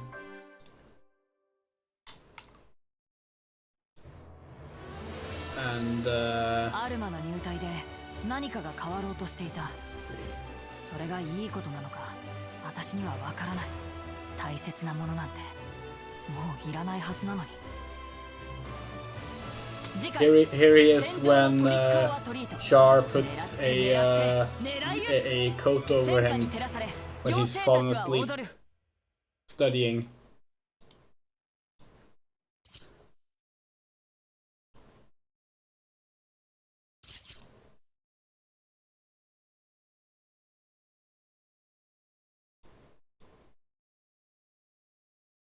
Do we not have a shot of when he's... There he is. Here he is when Char is taking care of him after he fell during the time they marched out in the mountains. You know, just regular heterosexual behavior.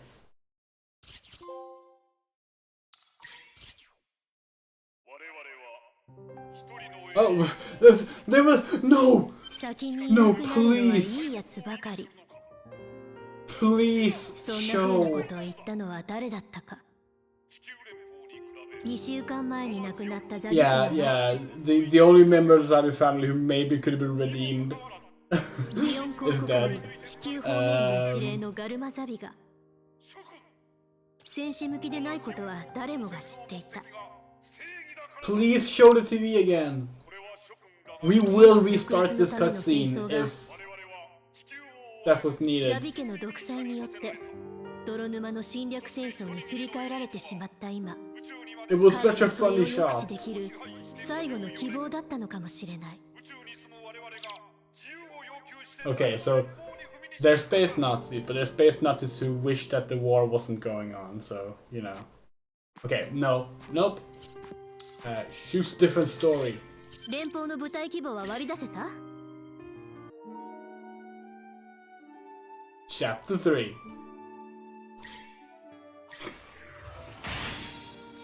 We want that screenshot, damn it.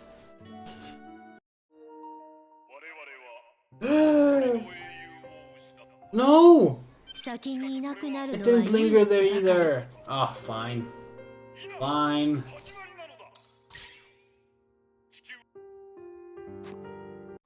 Which is so funny because, like, the art style of his mugshot, it was the original series version of Garma, who doesn't at all match what these characters look like. シアトル、戦闘で廃墟と化した街。キャリフォルニアベース進行への共闘歩としては悪くない場所ではあるけど。And they're doing it again? No!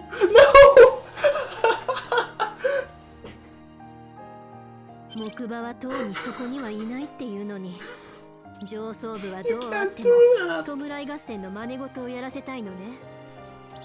You can't just do that. 敵も分からず奴らを叩けない。不可能ではありませんか。とにかく手を考えましょう。みんなのアイデアも聞きたいわ。伝えておいて。はい、わかりました。 Like, we love that they did that. あなたは決して We 悪いことは love なか that っ they た。 decided to just take screenshots from the anime. Like, that's beautiful. But, like, ガルマ、 it's so jarring. They could, like, it was 2 frames. They could have illustrated those. They could have taken a shot from Gundam or Jennifer Garma if they wanted to. Like, oh, that's brilliant. Absolutely brilliant. Fucking love this game. This game is great. We're only gonna watch the OP once per stream, so we'll watch the OP again next stream.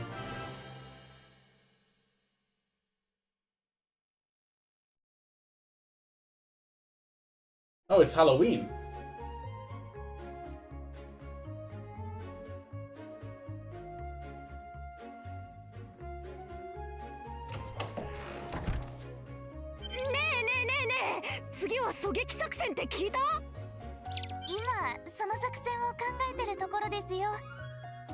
Eh?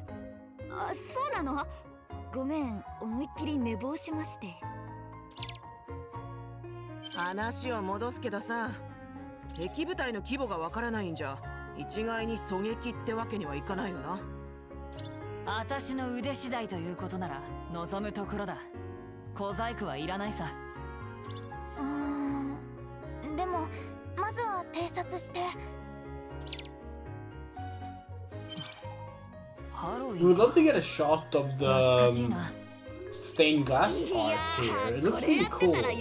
We think it's a fairy, you know, because they're mostly fairies. こういう祭りが盛んだったんだ。 It's hard to see. 楽しかった？どうだったかな。 Especially with the fucking Halloween decorations in the お way. 菓子をくれなきゃいたずらするぞ。か。そっか、私思いついちゃったかも。お、なんだ言ってみろ。数の多い敵を狙撃するなら硫黄銅が必要だよね。 It'd be nice if they did like an OVA or something 敵 adapting を this. か乱して足止めできるに越したことはないな。 Not sure how long it would need to be to adapt all of it, but like ねえみんな、 it really feels a shame that this game with its マジで言ってんのか？ amazingly talented voice でも cast もしかしたら先進的なアイデ It's ア just かもしれません this 少な like くとも very much 格段は forgotten でき little るかも game. So recent yet already forgotten. ヘイナは Ignored. どう思う？ああ、すまない。悪くはないと思う。 We're definitely gonna like tell our fellow このアルマシティルナ friends に who を are 任 into せ Gundam to get the game. Like, that's for sure. Like this is fun. そろそろ訓練の時間ですね Like even if you don't like gel that much with the gameplay, 行くぞ、訓練だ。 just like the visual novel aspect of it is enjoyable. So like there's that. And we like the gameplay too. It's not the best thing out there, but 今 like 回の訓練内容を確認しろ we played far worse Gundam games on this Monday Night Gundam stream thing, so yeah. We're learning about splash damage today.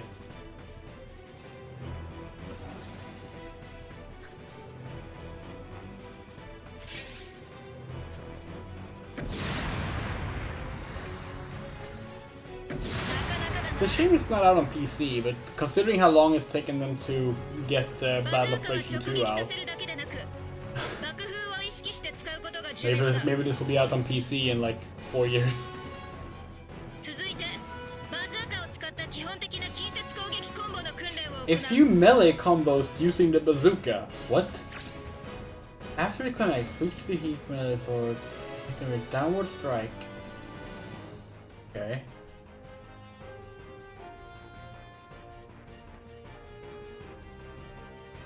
Okay. So, boom. Okay, when they said combo, they literally just meant do 2 attacks. They didn't like. Wait, no, that didn't count. What? Didn't mean hitting it straight on, maybe? Yeah, okay.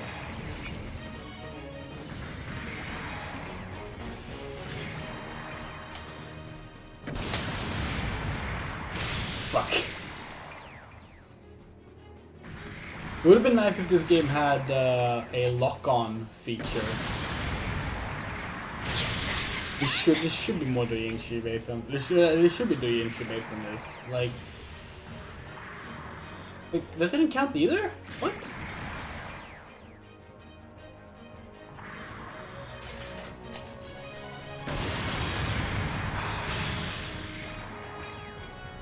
This is a very confusing tutorial.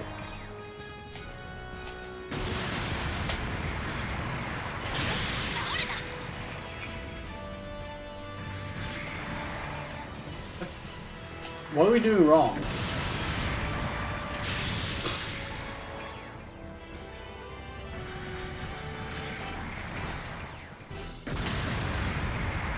Okay. これが射撃兵装で体勢を崩し格闘兵装でダウンを奪うコンボだ敵が複数いる状況で成功すれば一時的に敵の数を減らすことができるまた敵の体勢を崩すことによって敵の反撃を防ぐことができる射撃兵装で体勢を崩してから格闘兵装で攻撃を行う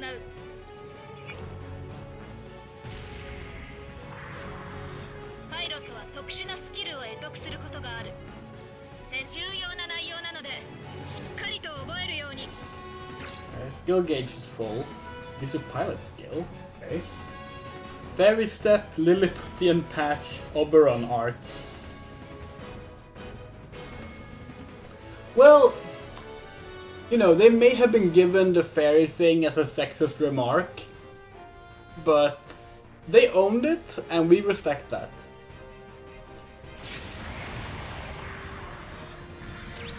Okay, so... boom. こうなったら奥の手だ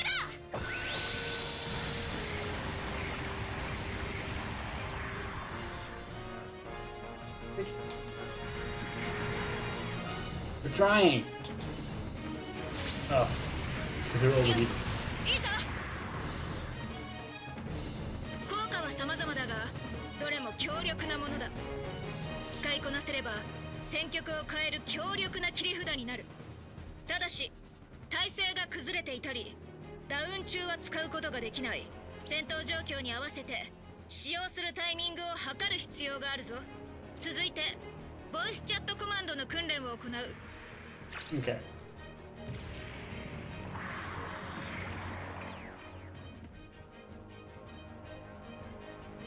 ボイスチャットコマンドで両機に突撃の指示を出せ。一緒に来て。了解。任せときな。 I used to go get him. ミア、突撃の指示が出たぞ。はい、攻撃を開始しましょう。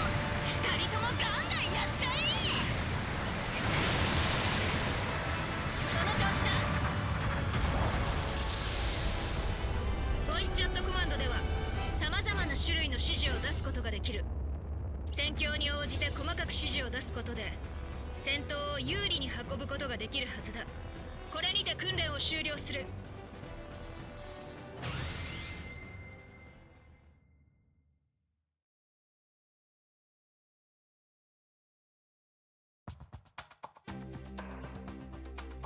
なるほど。確かにめちゃくちゃな作戦だけど理にはかなってる。しかし現場で同様に通用するかどうか向こうも必死です。必死だからこそ盲目的になるとも考えられるわ。お言葉ですがそれは希望的観測ではありませんか。 Also, okay, so we won't say this. まあまあ注意。 While we personally wouldn't have minded if they had this scene in there, the fact that they had Alma Alma express that she wanted to go to the big bath with the other girls, and then not showing a bath scene? Maybe it's just to cut down on the budget, not having to render that environment and giving them models for that. Maybe that's the only reason they didn't show it. That they didn't go for it just to get some fan service in there. We kind of like that's respect. Like we respect that. That's cool of them. このアイデア案外ひょっとするかもしれないよ。それを希望的観測と言っているんだ。アルマ、自信はあるの？プランを説明してくれる？はい。まずシアトルの作戦範囲にモビルスーツを偽装したデコイを配置します。その他我々が多数の部隊に見せかけるため投光器などを使用し影を生み出すことで敵を撹乱させるんです。私の UGS で敵の位置を捕捉してヘレナさんが狙撃というわけです。どうですか、私たちのトリックオアトリート大作戦。まあ奇策ではあるわね。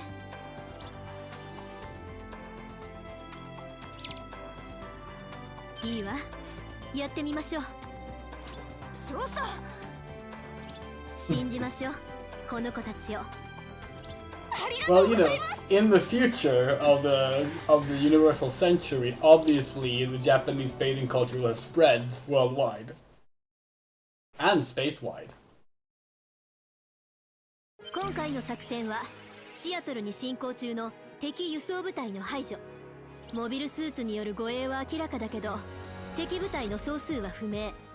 こちらは敵部隊の予想進行ルートにトラップを仕掛けて奇襲する。There should be like a bunch of like Finnish animated series that do sauna scenes the same way Japanese anime does bathing scenes. That would be so good. トラップに関しては現地で説明するからそのつもりで。敵部隊がトラップにかかり次第、アルマとミヤは陽動として敵部隊を奇襲。あくまで陽動が目的だから正面から戦おうと思わないでね。少数であることを気取られないように常に移動。トラップを活用して撃破。ヘレナは狙撃ポイントから敵部隊を攻撃。今回はアルマたちとの連携は行わず狙撃に努めてもらうわ。攻撃目標のトレーラーを逃してしまうと作戦失敗となるので注意すること。いいわね。アルマ、あなたのアイデアが作戦の成功を左右するわ。期待してる。 Pick off the escort Oh, you finally go check the pilot skills.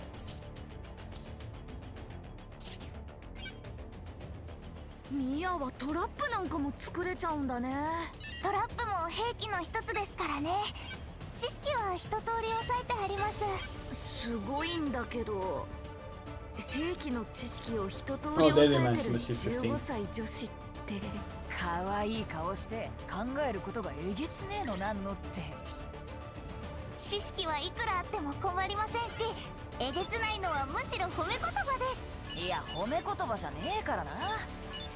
まあおかげで助かってるんだけどな。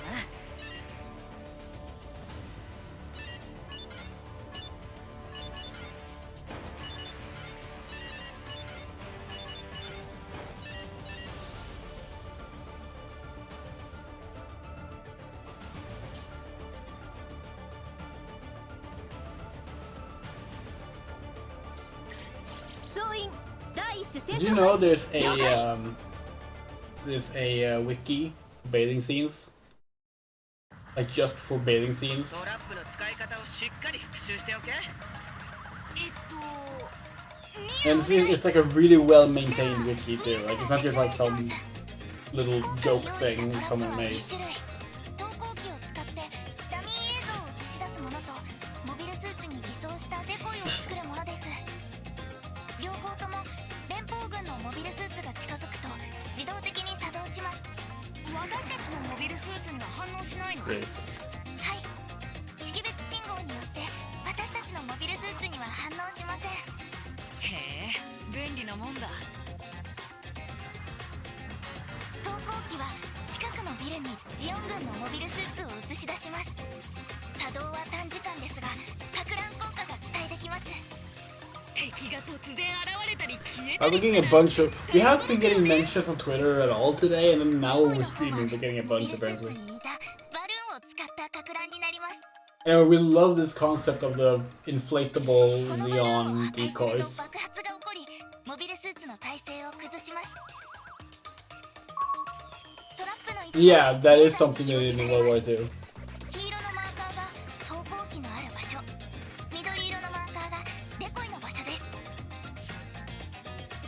うまくトラップの位置まで敵を誘導して一網打尽にしよう。頑張りましょう。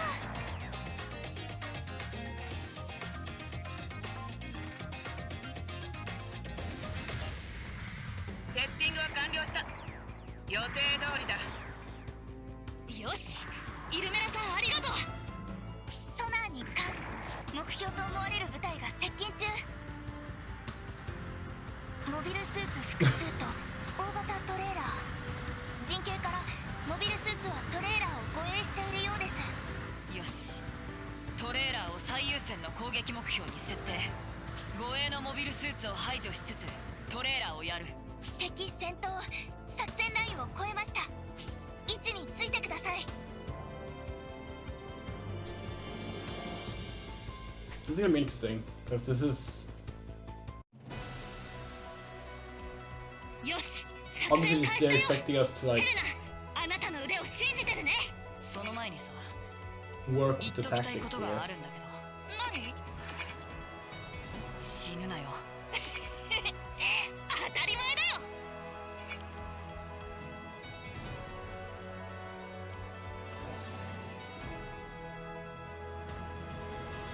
攻撃はまだよ。トラップ設置エリアまで十分に引きつけて。敵の構成からするとタンクタイプ以外のモビルスーツならおそらく追ってくると思うわ。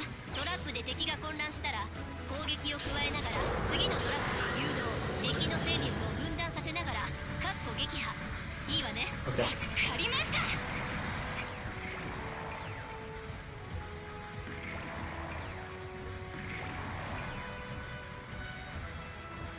ジオンの待ち伏せだ。 Oops. 火器を応戦しろ。慌ててる慌ててる。 Is it working? Oh, okay. Well, yeah, it is. 敵は大部隊だぞ。撤退を進言する。いや待て、騙されるな。ここに敵はいない。デコイだ。敵面じゃないの。たくさんビビってうろうろしてる。作戦は大成功だ。気を抜くな。戦闘は始まったばかりです。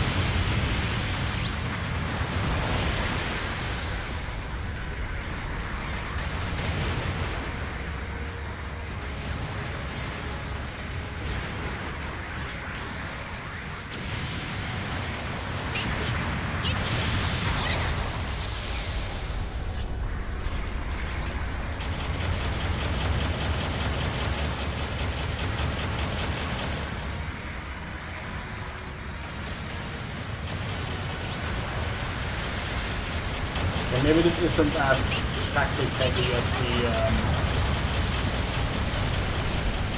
initially thought.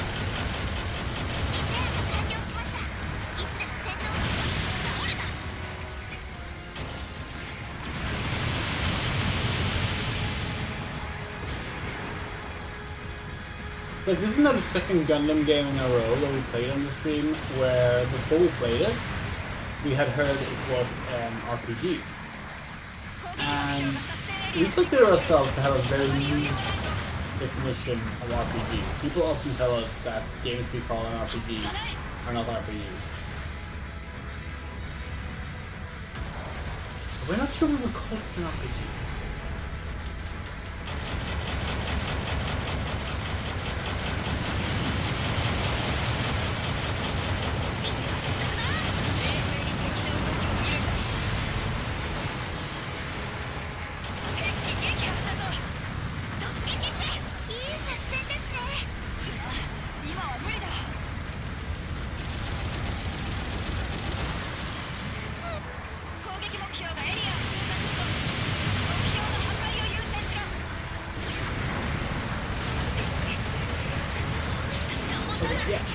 Retreat. 危なくなったらリペアポイントへ。悪いがいただきだ。今ので3機目だな。いいねヘレナ。私も負けてられないぞ。3機目撃破しました。おお、やっぱ敵輸送部隊の後続を確認。警戒してくれ。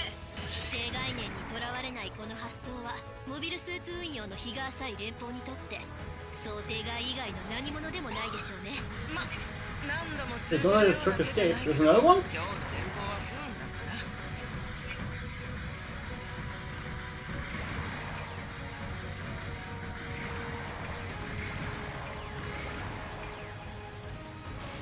Yeah. Oh, okay, no, sure. Sure. But, すみません。機体を放棄します。ミア。よくもミアをやったな。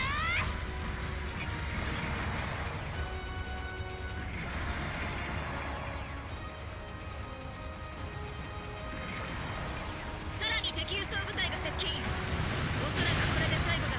大砲はフリード作戦。想像以上に効果が出ていますね。アイディアの勝利だよ。今回の特的な発想。 uh, 別の部隊ならではの強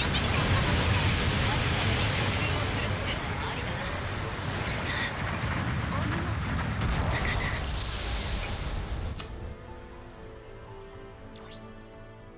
okay, let's actually try and stick to the plan this time. よし、作戦開始だよ。ヘレナ、あなたの腕を信じてるね。その前にさ、言っときたいことがあるんだけど。何？死ぬなよ。当たり前だよ。 So we're not entirely sure what we did wrong in terms of following the 攻撃はまだよ。トラップ設置エリアまで十分に引きつけて敵の構成からするとタンクタイプ以外のモビルスーツならおそらく追ってくると思うわ。トラップで敵が混乱したら攻撃を加えながら次のトラップで誘導、敵の戦力を okay, 分 so 断させながら we're gonna want to like actually like wait here. わかりました。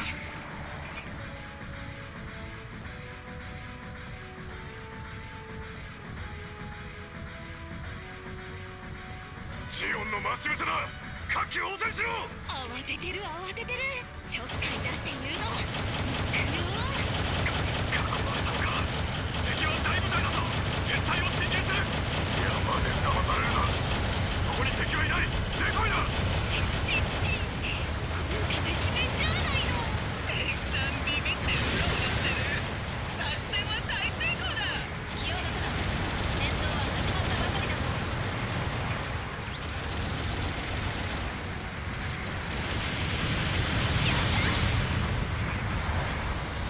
Okay,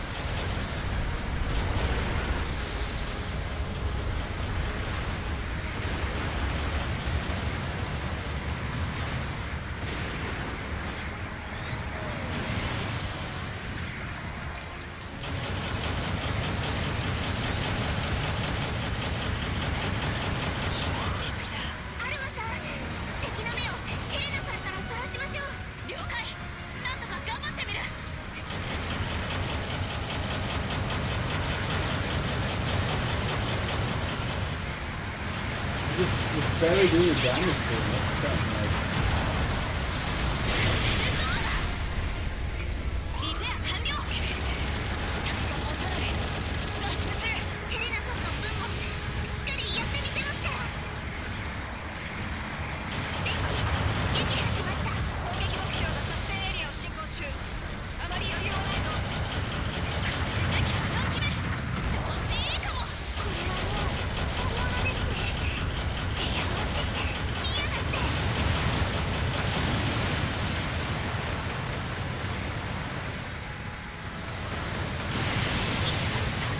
おいミア、前衛をフォローできないか。やろうとはしてるんです。でも能力が違うんですよ。 we're not sure like how this is supposed to work. Like the mechanics don't really support the strategy. よし、作戦開始だよ。ヘレナ、あなたの腕を信じてるね。 Like, are we missing something obvious? トラップ設置エリアまで十分に引きつけて。敵の構成からするとタンクタイプ以外のモビルスーツならおそらく追ってくると思うが、トラップで敵が混乱したら攻撃を加えながら次のトラップへ誘導。敵の戦力を分断させながらかっこ撃破。いいわね。わかりま It's し like it's not just the two at a time that notice us. They very quickly. シオンの待ち伏せだ。活気応戦しろ。た。慌ててる慌ててる。ちょっかい出して誘導。行くよ。囲まれたのか。敵は大部隊だぞ。撤退を進言する。いや待て、騙されるな。そこに敵はいない。デコイだ。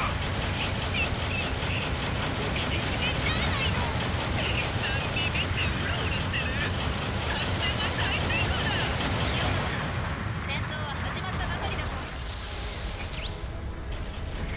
Okay, and then that one goes for that one.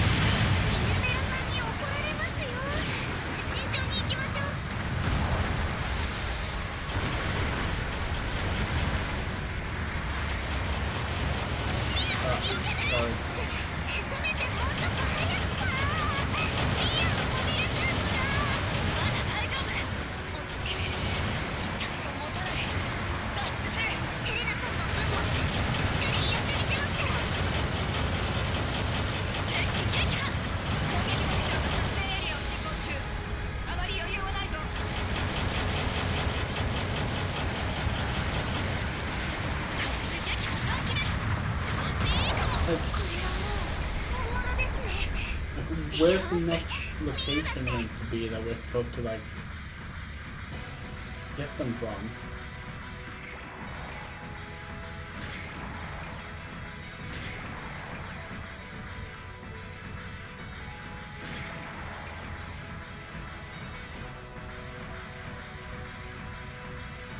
It's like up here we don't have any decoys, so we need to actually take out the target as well. 攻撃目標がエリアを通過するぞ。目標の破壊を優先しろ。おいミア、前衛をフォローできないか。やろうとはしてるんです。でも機動力が違うんですよ。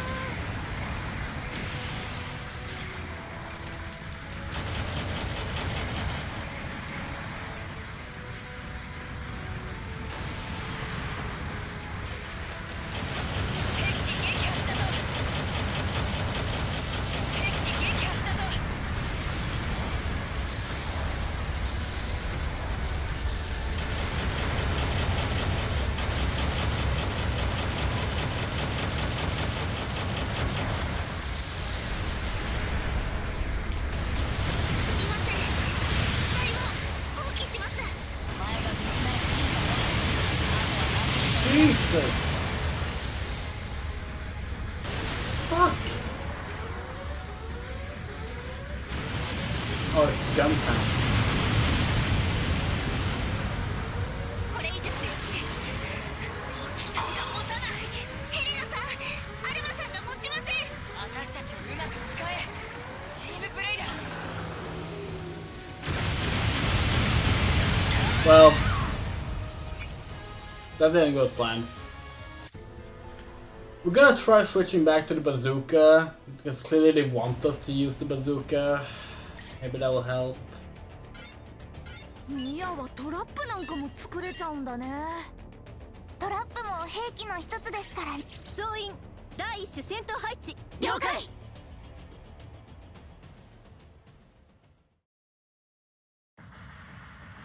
トラップの使い方をしっかり復習。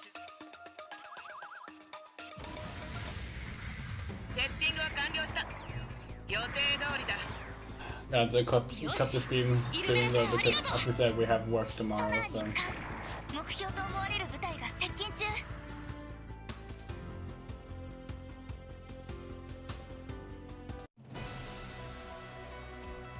よし、作戦開始だよ。ヘレナ、あなたの腕を信じてるね。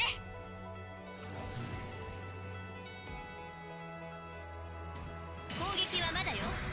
トラップ設置エリアまで十分に引きつけて。敵の構成からするとタンクタイプ以外のモビルスーツならおそらく追ってくると思うわ。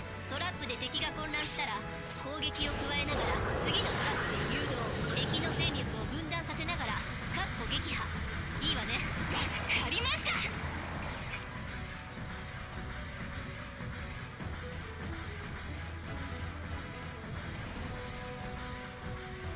ジオンの待ち伏せだ。火器を応戦しろ。慌ててる慌ててる。ちょっかい出して誘導。行くよ。囲まれたのか。敵は大部隊だぞ。撤退を進言する。いや、待て、騙されるな。そこに敵はいない。デコイだ。シッシッシッ。効果てきめんじゃないの。さんビビってうろうろしてる。作戦は大成功だ。気を抜くな。戦闘は始まったばかりだぞ。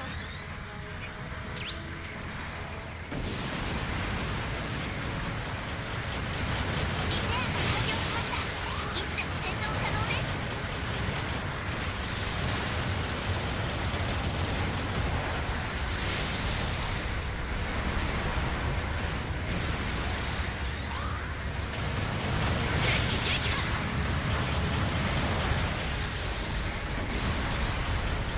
やりましたよ。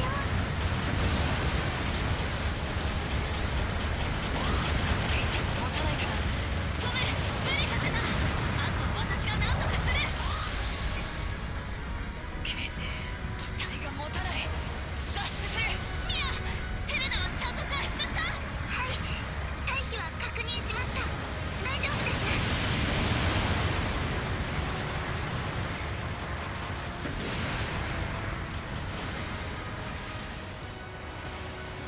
戦線に復帰する。ヘレナさん、攻撃目標が作戦エリアを進行中。あまり余裕はないぞ。選挙完了。やりましたね。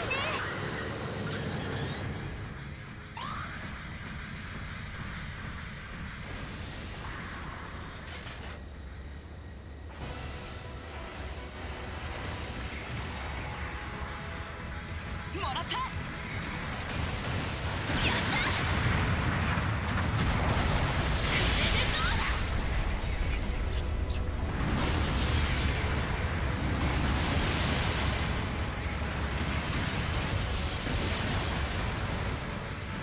攻撃目標がエリアを通過するぞ。目標の破壊を優先しろ。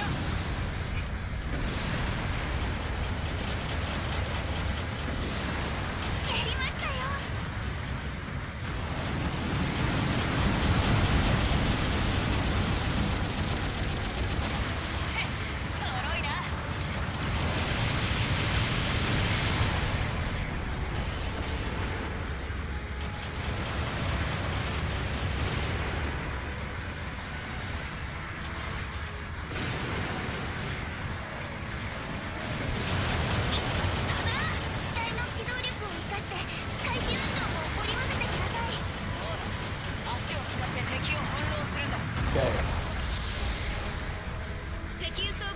速を確認。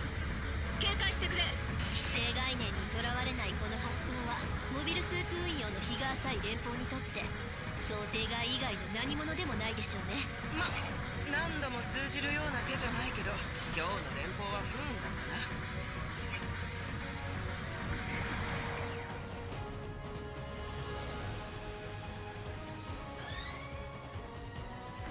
We got a detail on like we don't remember what their skills do, like the other two skills. Hmm.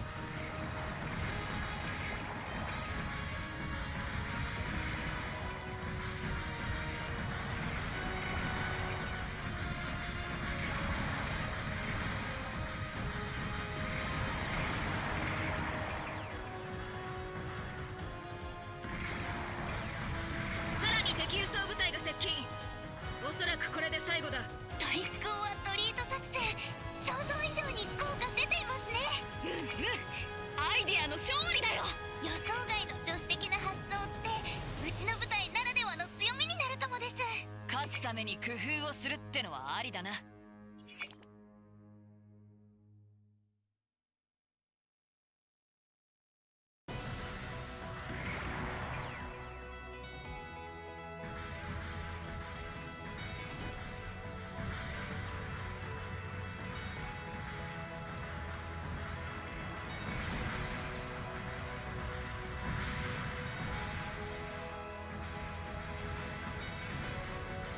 Do they come down this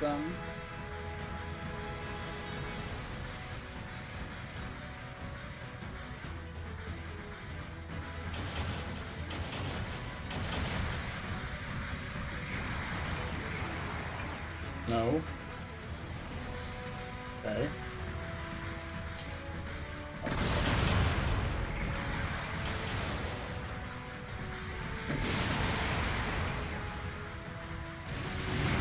Decoys are not doing anything to these things.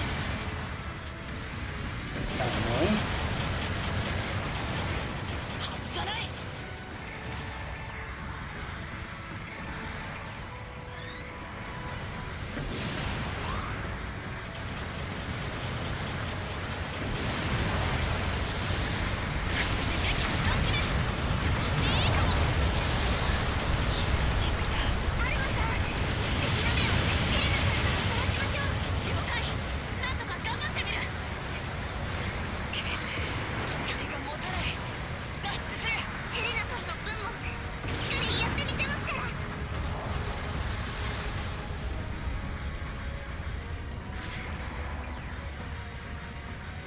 攻撃目標が作戦エリアを進行中。あまり余裕はないぞ。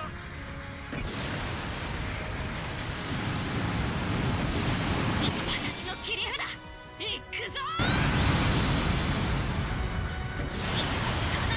被弾率上がってますよ。注意してください。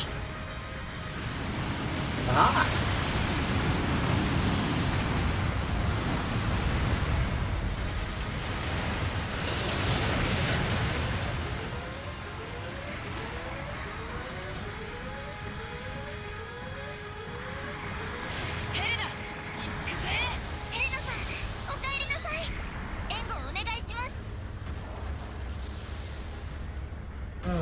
Okay, take care, Gassy.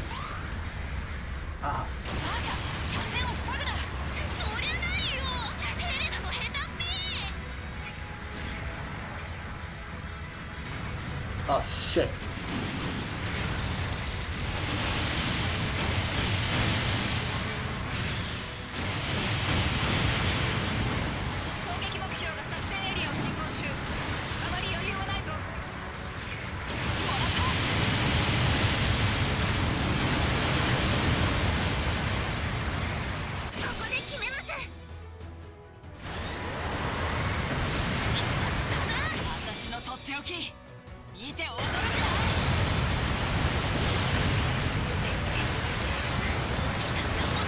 Fuck!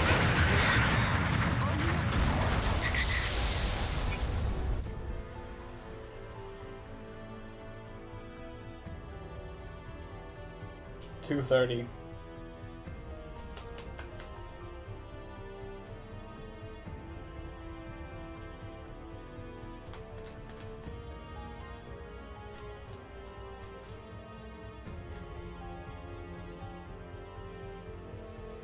yeah, we're gonna unfortunately have to call it here because we have work. This mission is tricky. We're not sure. Like, we get the plan, but we're not sure how it's supposed to be executed well. Like, seems very odd. But this game so far is fun. We like it a lot, actually. It's a cool game. We would like to say thank you to those who watched, and of course special thanks to our monthly supporters: Yus, Ahmedji, Loose Queen, TB, Miss Nixie, Haru, Moto, Michael Rosenblum, Haley Rumray, Jacob Springwood, Sean Peterson, Rain, Anna, Spider W News, Saga Music, Kit Stubbs, Benjamin Schmidt, The Coyote, NGCAM, Anga Yoko, Balset, as well as our one-time supporters: Benjamin H, Hikaru Yume, Alan C, Bean, Michelle RM, Thane W, Corey R, Jerry S, LR, Mimi H, Jeffrey C, and Charles D. If you want to support what we do, help out, you can support us through Patreon, Ko-fi, and PayPal. Links are on screen and in the description. And doing so gets your name here in the credits for the month, and sometimes longer because we are bad at updating when we need to update these things. But yeah. This has been a lot of fun so far, and we'll be playing more of this next Monday. We probably will do some simulation runs before that to get some parts. But yeah, take care. And tomorrow we're streaming Stranger of Paradise, which is a really fun game. So yeah, take care.